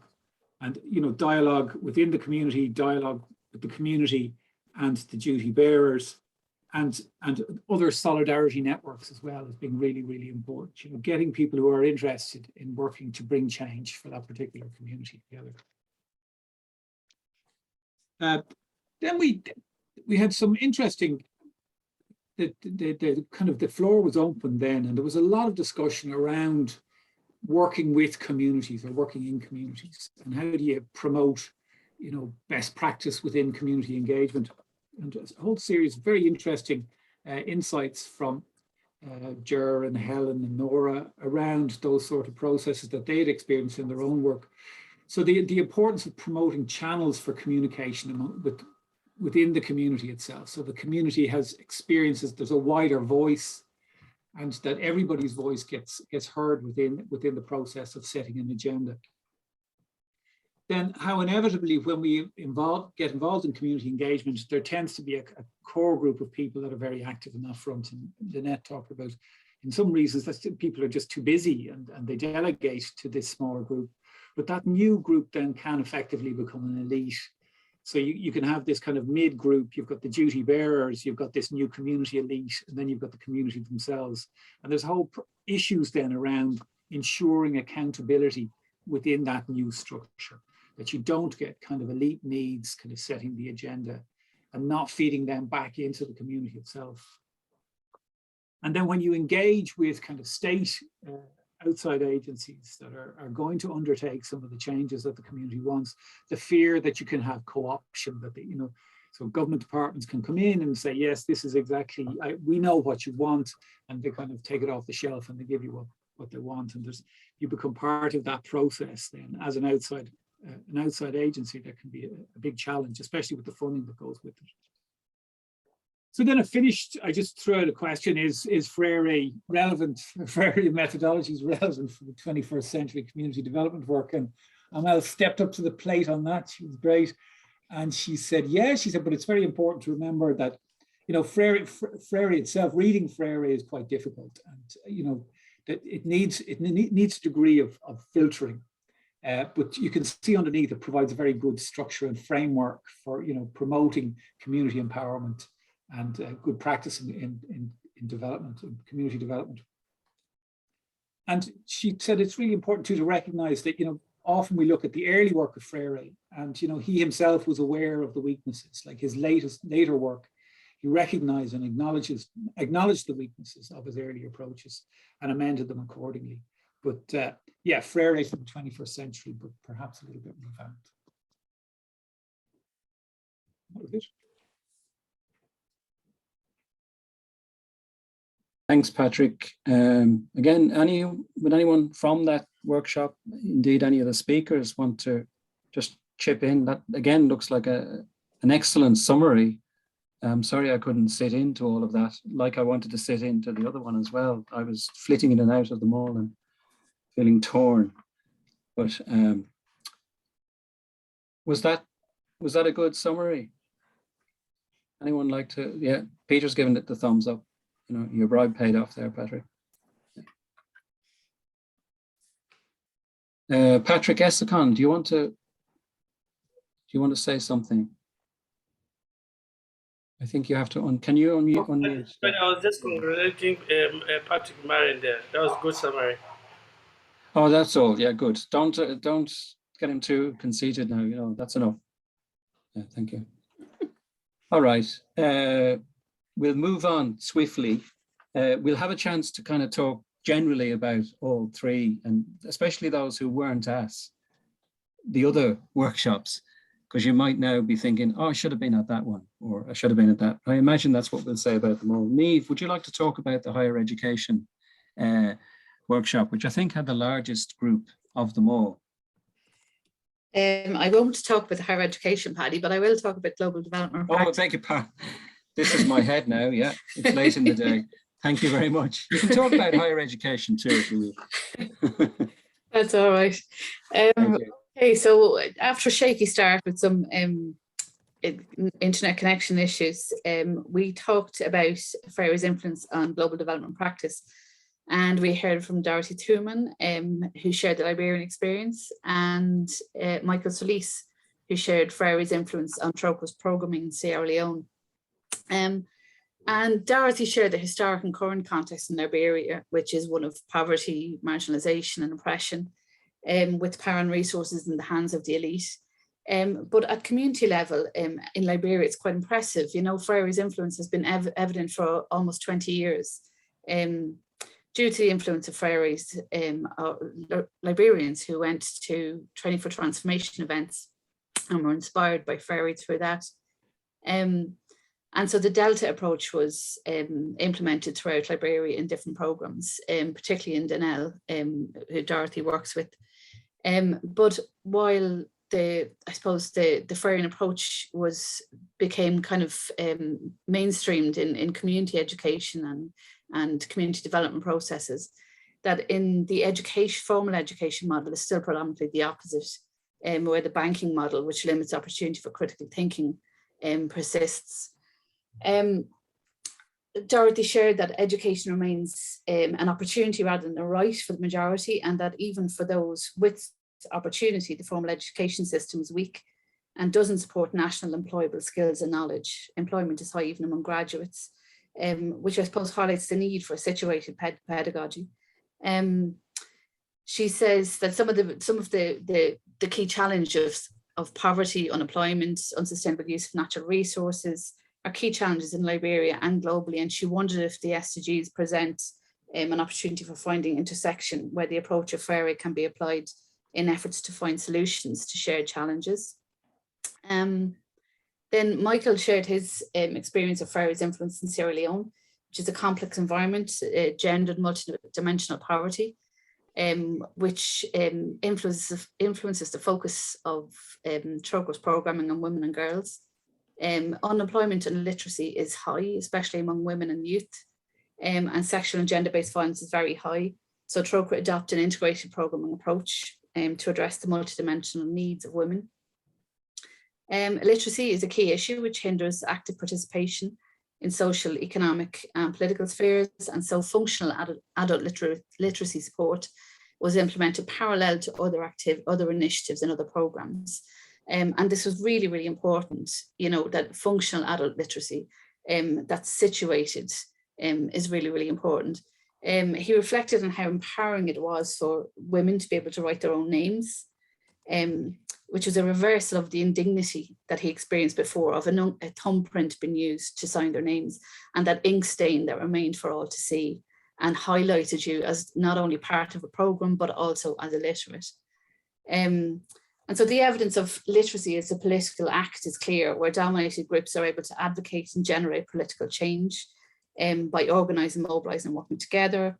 He gave an example of farmers groups that are very effective networks advocating for inclusion in political and agricultural development processes and other programs as well. And literacy feeds into these programs designed around the lived experience of participants, a program that speaks to them, their priorities, their needs, and a reflection of how a situated pedagogy is critical for liberatory learning. It was interesting that both speakers posed a similar question, asking how we can influence those who oppress or the dominating class to value and adopt Freire principles in a way that will influence change in a positive way for those who are marginalised and oppressed. And we talked a little bit about that, I suppose, and in the context that had come up earlier on. David had spoken about it earlier on. Ger had raised a question about that very thing earlier on. And I think David at the time had said that there's not enough work done with the oppressors or the elite groups, and they need to understand that they're part of the problem. Dorothy specifically included the formal education sector in this question for her, and it reminded me of a conversation of that Freire had. It was in conversation with Ira Shore, where they discussed the global limits of education, where it's not in the interest of the elite to disrupt the status quo, so limits the political transformation of society, but that through liberatory education we can understand power in society and empower people to advocate for change. There were lots and lots of questions, and we didn't get through them all. There was one really interesting point that, well, I suppose comment that Dorothy made about, you know, of Freire as a leader. What if he had, you know, managed to get into a political position and really influence change, I suppose, from the inside of the elite? We talked about the ripple effects of the Freirean approach, and was that evident? Some people asked, is it evident, you know, in their communities and through development practice? Some of the comments on that was about community trainers. That really, really helps to make sure that you have local community trainers, and ensuring that you have funding can be a challenge for functional adult literacy programs that continue after, for example, say a Trócar program is finished. That can be a challenge. We talked a little bit about the word oppressed and how even the labeling as oppressed puts you on the margins, so that education which humanizes is critical. Dorothy talked a little bit about, you know, life survival issues versus education for change, and, you know, challenging the dominant way of doing things, and it can be challenging due to lack of support from dominant groups, due to resource issues. And just the very fact that if you're struggling on a day-to-day basis with very basic life survival needs, finding that space to advocate for change can be really, really difficult. The importance of pairing literacy programs with other programs for health, education, finance, political participation was something else that was discussed and have been important. There was a question that was asked that made us all laugh a bit at the end. It's the magic question I suppose, in the context of international development and funding in particular.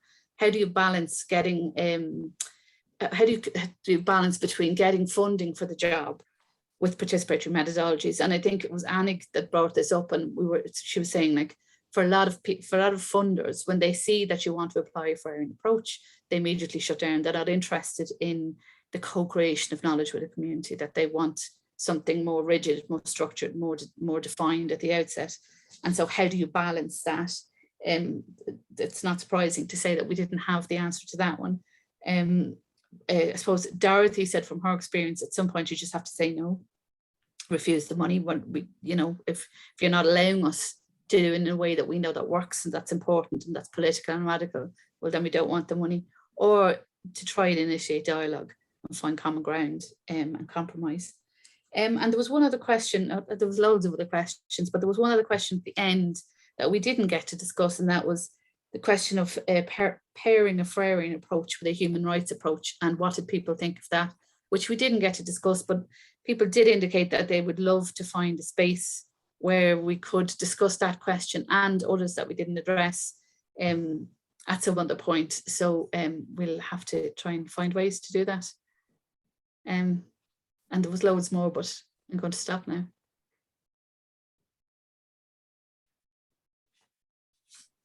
Thanks a million, Niamh. There's a lot in that. How long did you have? 2 hours? Mm-hmm. We talk very fast. Hell of a lot there.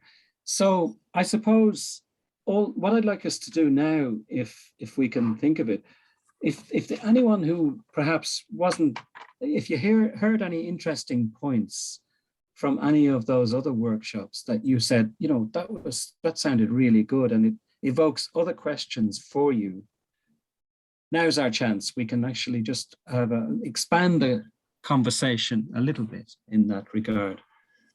So, I mean, there was a long list in the higher education, and Mags can jump in on any key things there, but the whole issue between dialogue and the social world and question, you know, possible problems, sharing the experience of spaces of students and staff, de-Africanization for universities in Africa, probably from David, that one. The purpose of the university, any of those kind of strike you as really interesting. If you weren't at that workshop, you know, you'll know the context of it. I know this is a bit tricky in the way I'm phrasing it, but there's things there that said, God, I'd love to know more about that point. The community one about the power and perceptions of power, and how the issues of how outsiders are perceived when they go into a community, and the risks of delegating authority to others. You know, there's a lot of stuff there. Best practice, how do you measure that? You know, the continuing relevance of Freire. And then what Niamh, the long litany that Niamh has just had, particularly over bringing us really down to earth with Dorothy's points in terms of what's actually the reality on the ground in Liberia. You know, really getting down to the nitty gritty, you know, if how do you challenge the dominant way of doing things? I heard that, you know, where's the space for you to do that if people are devoid of access to education? You know, it's an opportunity more than a right. I thought that was a very telling remark, you know. Is there anything there that somebody would like to raise and look for further clarification on, perhaps? While we have all this expertise gathered together.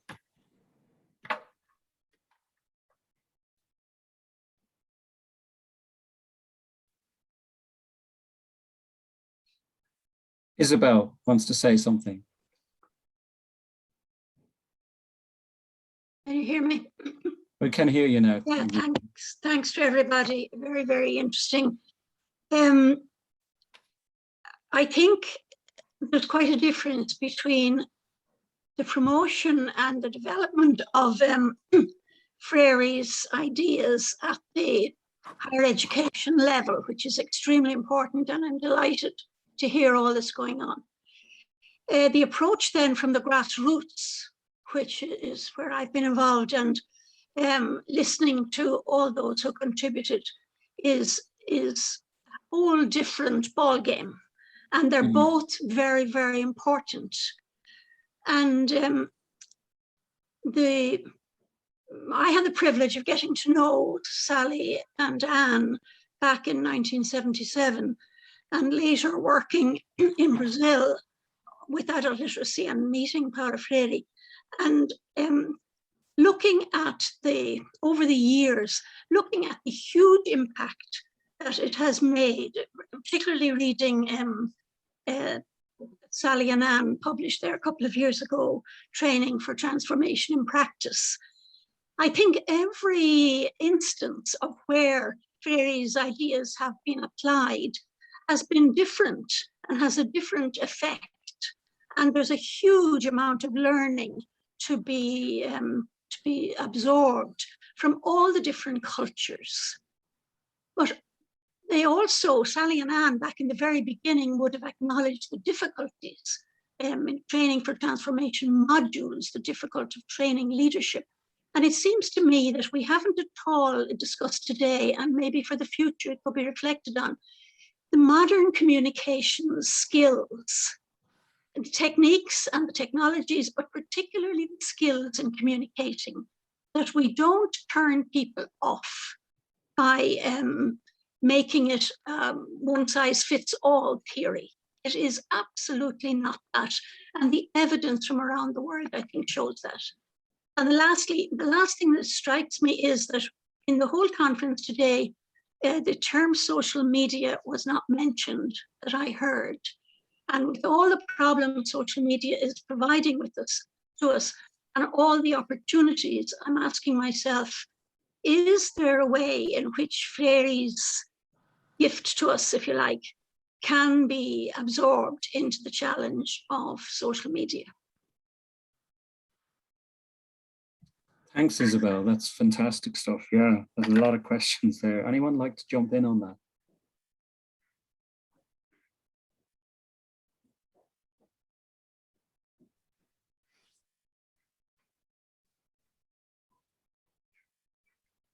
Niamh Flynn wants to come in. Just from what Isabel was saying there, I think it was really striking to me that today, when we were working together online, how it's there's a lot of barriers to even having a Freirean approach in Zoom, and I think that like being back in real life scenarios and in real life spaces have highlighted to me just the stark contrast between Freire approaches via Zoom, whether that be like even issues with connection issues, as well as like the dynamic of being in a place where you're like muted, unmuted, or like structured like that. And I think that when in social media and things like that, in the world of social media, I've been trying to do some activism in the world of social media, and it's not too dissimilar from Zoom in the fact that you can't see your audience in some ways. And I think that in order for a lot of the methodologies for Freirean approaches to work and participatory approaches to work, you have to create that community online where people can have a brave space, have a space where they can interact. And I have been a part of some communities that have managed that. With Kolov, I think are doing a good job of that in their workshops that they've been doing online, and with their First Wednesday series as well, encouraging that kind of conversation and dialogue. But I think it is really important that we don't kind of in a lot of contexts, the Freirean approach is working on the ground, and but in a lot of the conversations in the communities that are the oppressors, they're using certain methodologies in themselves that are actually barriers to using Freirean approaches. Like, for example, the EU ministers meeting online via Zoom. Are they even connecting in a way that's remotely Freirean, because they're not like, they don't have space for extra dialogue in between calls and things like that, because their schedule, they're so jam-packed. So I just want to add that in with the different barriers I feel that online brings to Freirean approaches. Thanks. Thank you, Niamh. Paul, you were trying to jump in there. Yeah, no, it's just again in response to Isabel. I mean, I think it is a really fascinating question, the extent to which Freirean approaches can be delivered or can engage with social media. I suppose my particular area of interest takes it a little step further into computer games. I think computer games have huge potential for collective action, emotional engagement, that sense of presence between people that are remote physically, that social media doesn't allow. It also allows an articulation of movement, and increasingly computer technology, the technology that enables computer games like virtual reality technology, multiplayer games, is accessible, increasingly accessible, but has a power of emotional engagement and interpersonal presence that social media doesn't allow. And I'm fascinated by how you could use even the work of Boal in online gaming to mobilize around Freire, you know, and especially for a younger generation for whom this is a natural type of technology. But so, I mean, I'd love to continue the conversation, Isabel and Niamh as well. But I think there's some really interesting stuff there about using Freire to inform our use of technology. Oh, that sounds really promising.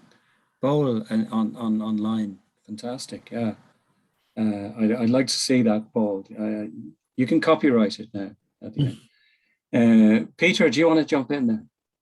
Yes, just very briefly. Thanks, Isabel, for those comments. I suppose there's two bits to it. One is the actual inequality that comes out, and just working with groups in communities where access to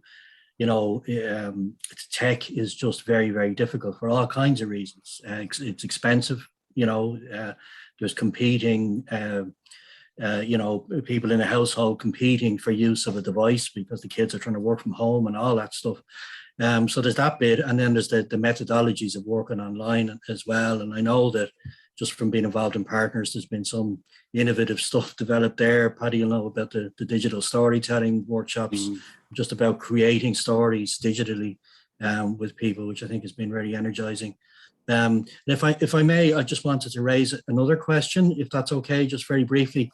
Yeah. It's the whole thing, if anyone had any comments on accreditation and Freirean education, and just are they bedfellows at all? Are they completely,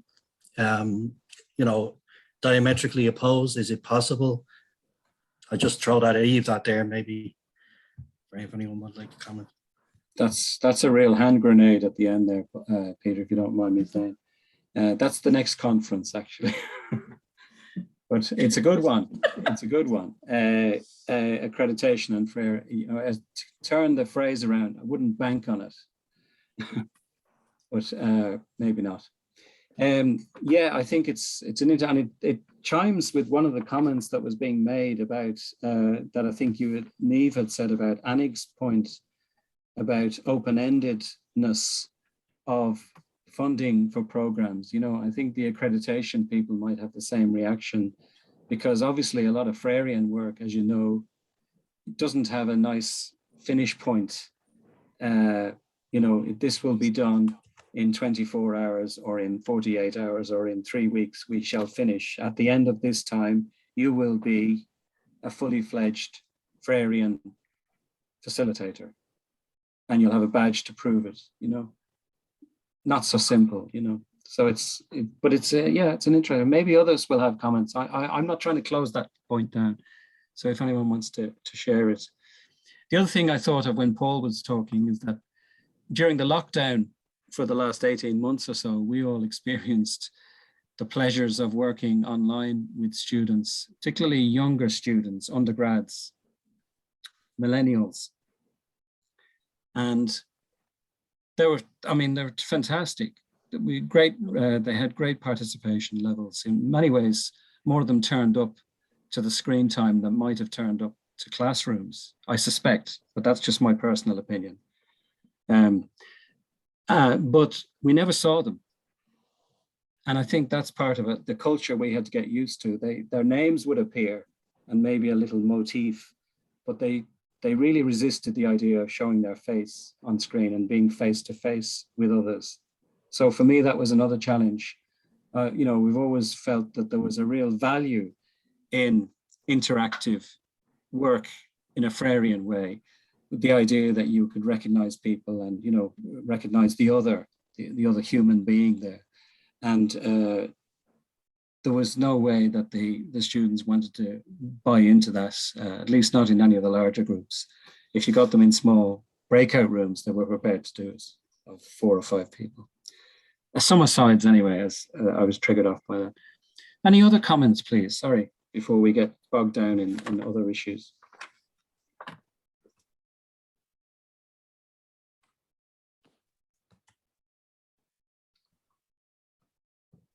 Isabel, Sally is writing another book. Has she asked you to write a chapter for it yet? I think she's finished it, Paddy. Oh, has she finished it? Yeah, because we got a copy of it there. Oh, that's good. Somewhere. Because she was asking me to write something, so I don't have to. That's wonderful. Yeah. She told me to get back to her before the end of November. Maybe she's writing another book. Was that November last year? Oh, I just got her autobiography recently, so you're probably it's not the autobiography. It's something on an anniversary of TEEF Training for Transformation. Yeah. Yes. Is that the one you meant, Peter? Yeah. Yeah. We got a copy of it there. I'm lying around here somewhere. Yeah. Okay. Oh, I hope it was a signed copy. Anyway, so we digress. Is there anyone else that wants to add anything to what they've heard? I'm struck by a lot of what Isabel was saying that at the beginning, you know, the distinctions that we can make between the likes of higher education and grassroots and all in between, the international development stuff going on. There's a lot of distinctions, but there's also a lot of commonalities, it seems to me. Would anyone like to pick up on that and share any thoughts they might have before we wrap up? We're almost due to finish off, but just so that we have something to report on later in terms of the plenary.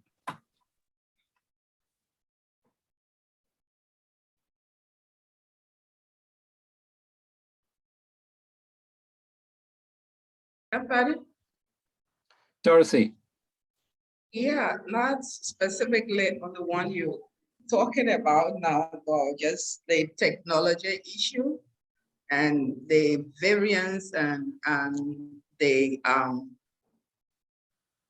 how to say it, the diverse experiences we have with technology. You know, I was just saying to myself, I tried yesterday or 2 days ago to send you my video. And it was so frustrating being there for hours and it can't go. Oh, yeah, when we sorry. started this morning, I tried connecting, I got on, but again, I had a challenge of breaking away like off and on.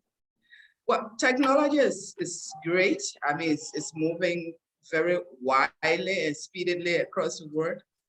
But challenges remain, especially in other parts of the world. Like sometimes I see other institutions going ahead with the process of education. But in areas, in countries where you don't have that opportunity, how do you move ahead if, for example, Corona is to continue? If we are to live with Corona, COVID-19, how are we going to handle that?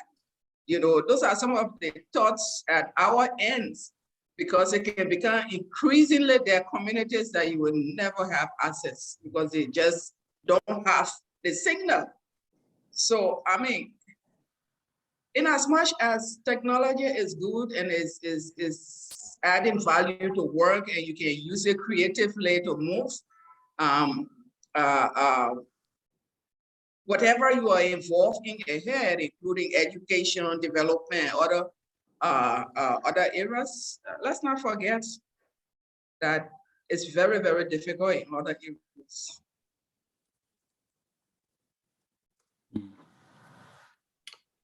Thank you, Dorothy. Yeah, it's good to reground all of that for us. Thank you.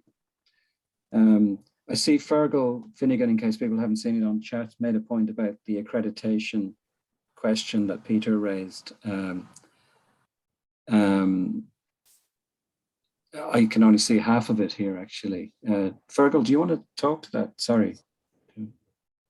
It's a response to a couple of threads in the chat, but no. Yeah, sorry. I think Stephen's contribution is very useful. My own feeling, having worked on a variety of courses, which some which are accredited, some are, which aren't, you can combine that with a Freirean approach, but it takes a lot of thought and a certain amount of willingness to compromise and work through knots and tensions. So I mean, it's a response to that and the thread on what's happening with higher education at the moment. Okay, thanks for that. We'll make sure to store that up anyway later on. Okay, well, listen, thank you very much, everyone. I think that brings that to a kind of a comma, if not a full stop, of where we're at in terms of that discussion. And what I propose to do now is just share my last few thoughts on the theme of the day, if that's okay. And it might mean that we'll finish a little bit earlier, if that's okay with you. You're welcome to stay on later and chat further when we finish, if you wish. But I'm proposing if I do my few pointers now and then wrap it up. Is that okay? Everyone happy? Okay. Let's see if I can get this working then with the technology.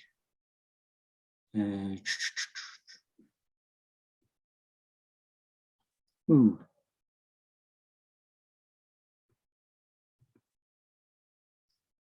Okay.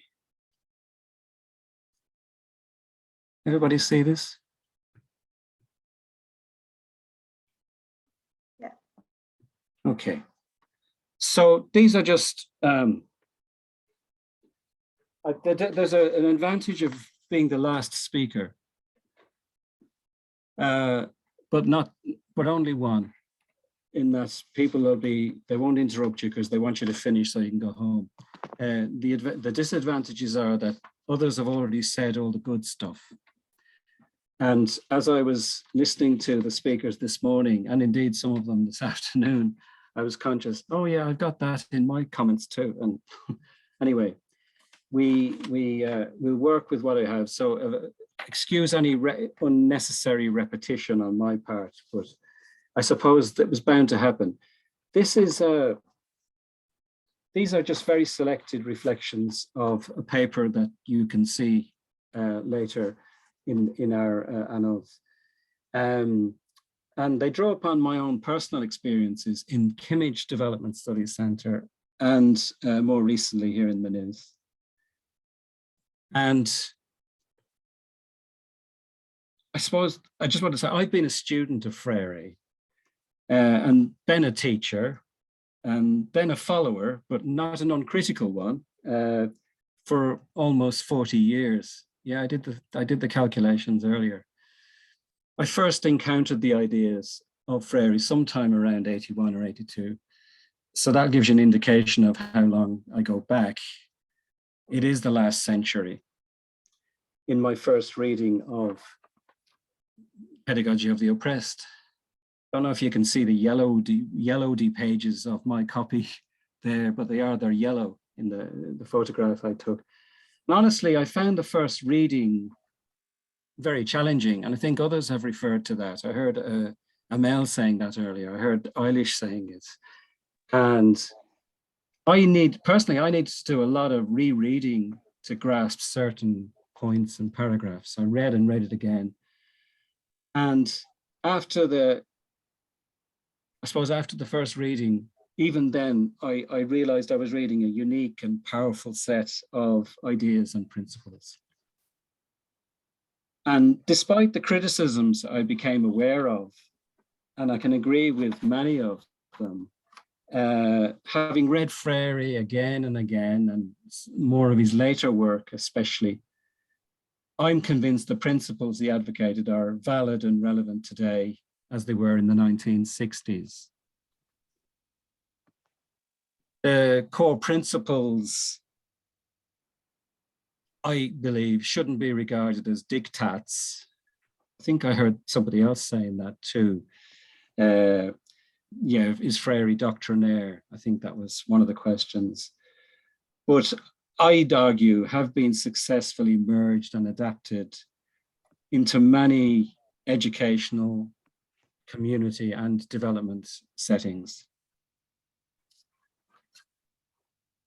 So looking back, I was conscious too of potential for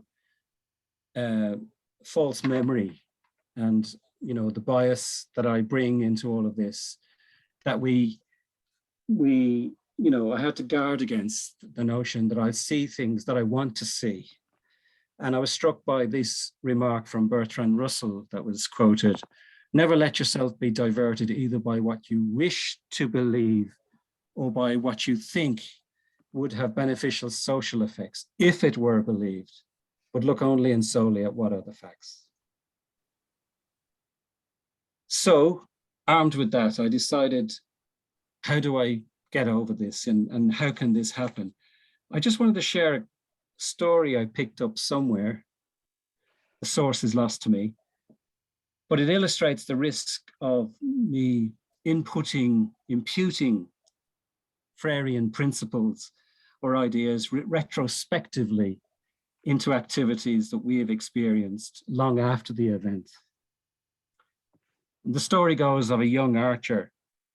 That's not David Archer now, but many years ago in Japan, who, seeking to improve his accuracy with the bow and arrow, sought the advice from a famous Zen master.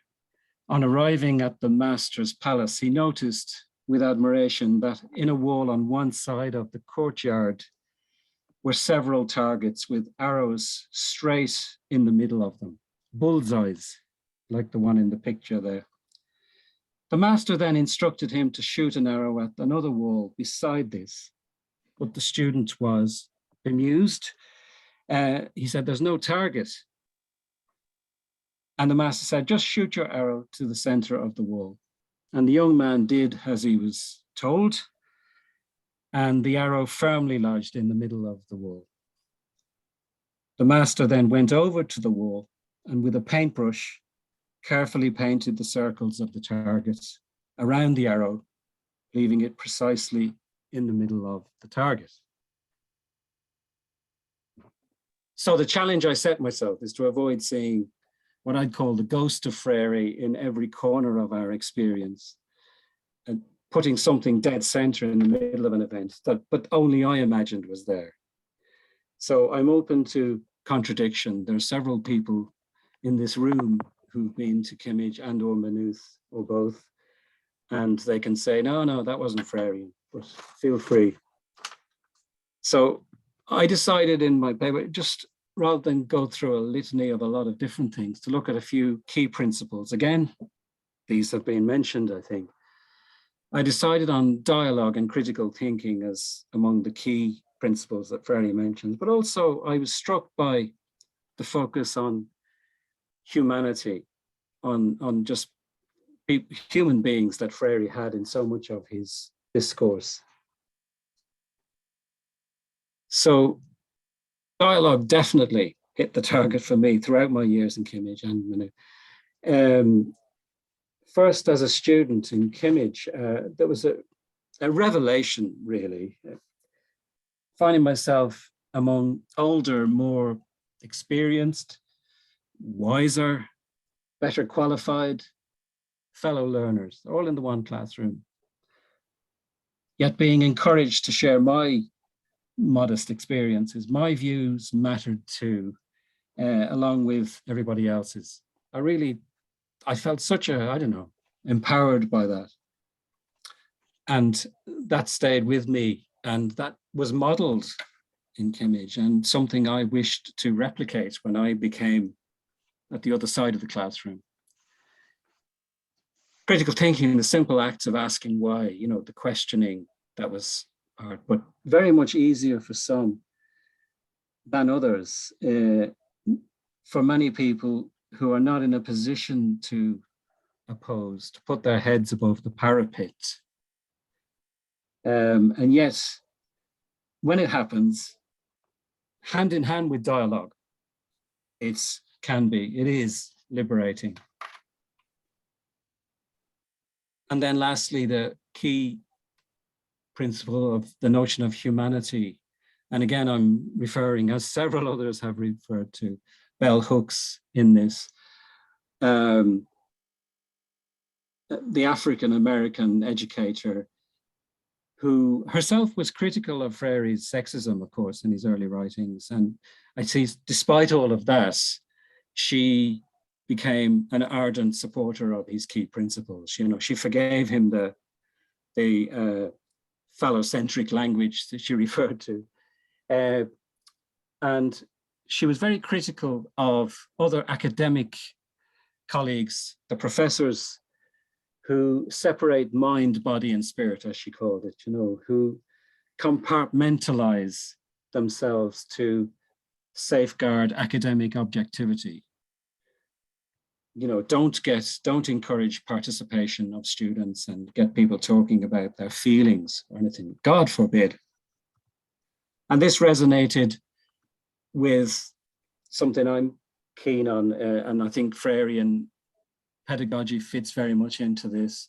This is from the Norwegian Nud Iris, 3 dimensions of learning, incorporating the cognition, the emotional, and the social learning that all form part of our learning.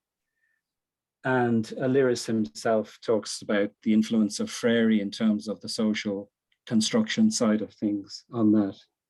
So that was another target hit in terms of, you know, making sure that the learning we get is holistic and truly transformative in every way, not just intellectually.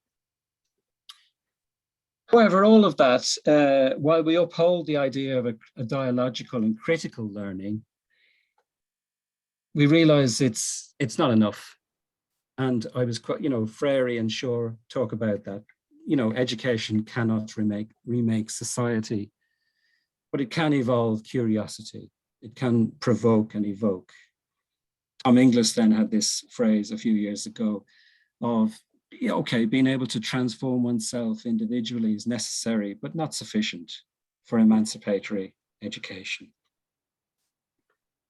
And in my paper, I describe how it's only through social activism and advocacy and development practice, which is why we were so keen to include those in this conference, besides our own important area of education, that true transformation happens. Education being a necessary support for this, but it's not the main driver, I would argue. Looking forward, continuing relevance, and we heard some of this from David Archer and others, and I'm sure in the workshops today as well. You know, there's any multitudinous numbers of organizations that, if not faithfully follow Freire, they certainly are adopting and adapting methods and principles that are there. The Training for Transformation people, Sally and Anne, and indeed the Partners for Training for Transformation groups that Zoriana was involved with, that Peter is involved with, and you know, so many other people. Cano there, Aintus, Reflex that David had a hand in creating and is in 100 countries worldwide, and countless development programs and projects. He mentioned Robert Chambers this morning, who follow the people-centered participatory approaches that Chambers acknowledges were inspired by Freire and PRA and so forth.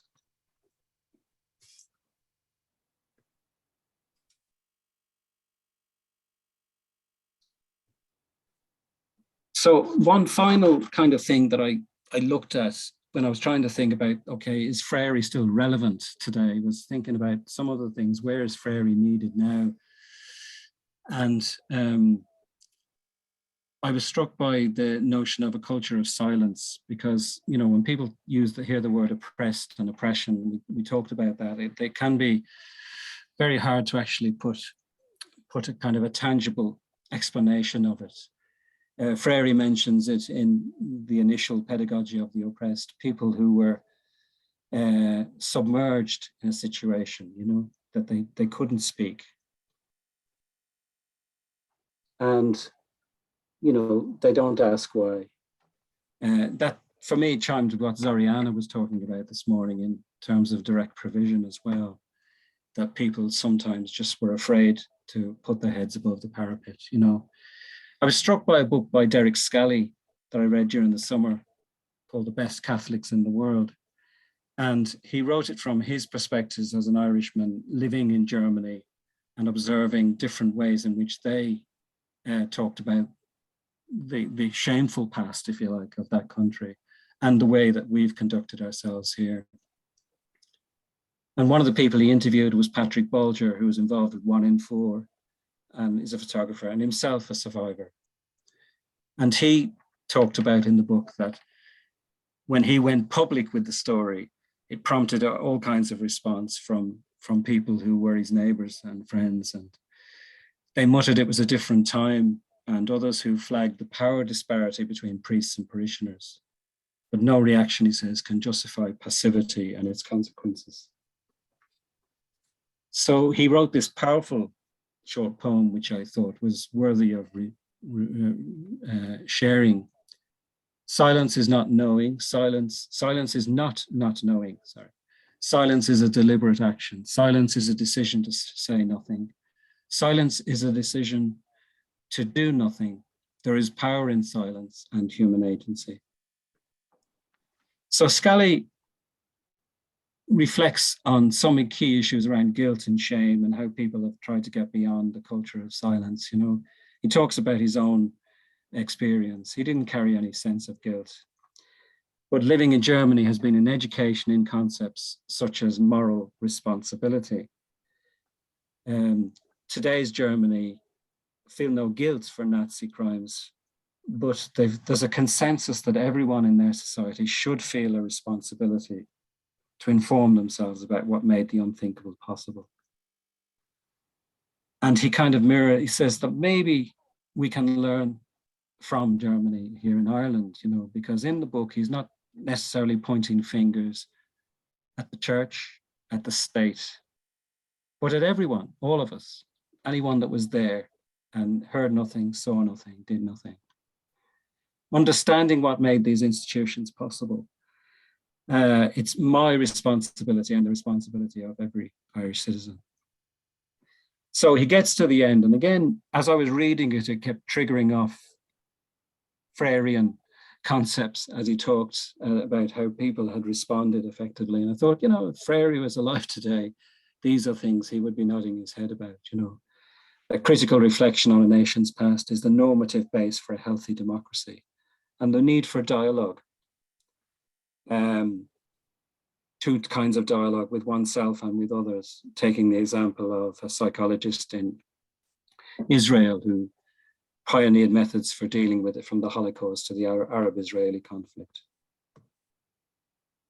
So Eilish finished with hope, and so am I. He's a figure of hope. I think Eilish had that quote as well.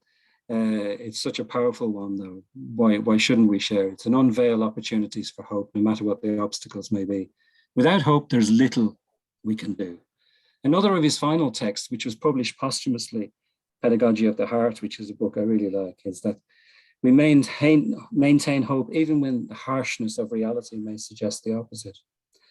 And as we denounce them, we awaken in others and ourselves the need and also the taste for hope. Conclusions. This presentation set out to explore the questioning of the continuing relevance. Acknowledging my bias, I'm saying that there's no doubt that his arguments continue to challenge and inspire us, you know. And the cautionary note is, yeah, I can imagine the ghost of Freire in much of our work, and is it really there? And I would argue it is. Arguably, his ideas are needed more than ever now in public discourse, I would argue. And I readily agree with the sentiments of Gaddafi and Torres when they offered the following tributes following the death of Freire in a published homage. In the confusion of today's world, educators can be with Freire or against Freire, but not without Freire. And they are just some of the sources I looked at for part of this exploration. Sinead, that's all I have to suggest at this stage. And maybe I'll hand over to Eilish if she's still there. Yeah, I'm here all the time. Thanks very much, Paddy. That was really very, very interesting and very moving. And as you say there, Freire will continue to challenge and inspire us. And my job at this point in the day is just to say thanks to everybody. Mostly thanks to everybody for participating. The workshop that I was at was really brilliant, and it was really helpful that, you know, everybody just kind of, I suppose, shared ideas and their experience, and so many people have so much of that and lots of challenging reflections. So I'd like to thank you all for being here. It's lovely to see lots of familiar names and faces, and hopefully we'll see each other in person at some stage very soon. Again, as Niamh was mentioning earlier on, we're back in person on campus teaching and learning together this year, which is really refreshing, and I hope that the next conversations that we have on Freire will be in person as well. I'd like to thank our keynote speakers, David and Zariana in particular, for just wonderful contributions, and to our workshop contributors. There's lots of different, as we saw from the feedback from the workshops, there were really lots of different really interesting points, and they'll all be put together into a report, as the others have mentioned. So thanks very much. I'm sorry I missed the other workshops. I'd love to have gone to them all, but I couldn't obviously. But thanks to Amel and Peter and David and Fergal, Dorothy and Michael. And thanks to those who moderated from within our own staff, to Patrick and Niamh, and to Mags and Paddy in particular, for all the months of organising that they have put into today. They really took on this role. It was Mags's idea. She came to us with it first off, and Paddy gratefully kind of took up the mantle on our behalf, and really they've spent a lot of time bringing all of us together into this space today. And I don't know about you, but I really feel that it has paid off an awful lot, and I hope that we can follow it up, and not only with the report and the different papers, but also ongoing communication with each other, maybe in some form of a network. So thanks in particular to Mags and Paddy for their work in organising it, but also to Maria Heenahan, who provided an awful lot of administration and practical support, and to Katrina for her role today. So I hope I haven't left anybody out, just in terms of genuine appreciation for your contributions to today's session. I have learned an awful lot, and it's just been brilliant to be able to listen and engage with you all. So I wish you well, and I look forward to seeing many of you in person soon, and do keep in touch with us at the department, and we hope that we will continue to be challenged and inspired by Freire and many other radical educators. Thanks very much. Eilish, thank you very much. You forgot one person that I think we should mention also, Eilish Dillon, who is a fantastic motivator and you know, pushing us all the way along, you know, for this event to happen, you know, and taking such a leading role in it, and chasing after presidents and vice presidents and you name it, in the wee hours, threatening to come round their houses if they didn't come to open the conference and all of that. You know, it's amazing. So thank you for that. And I just echo whatever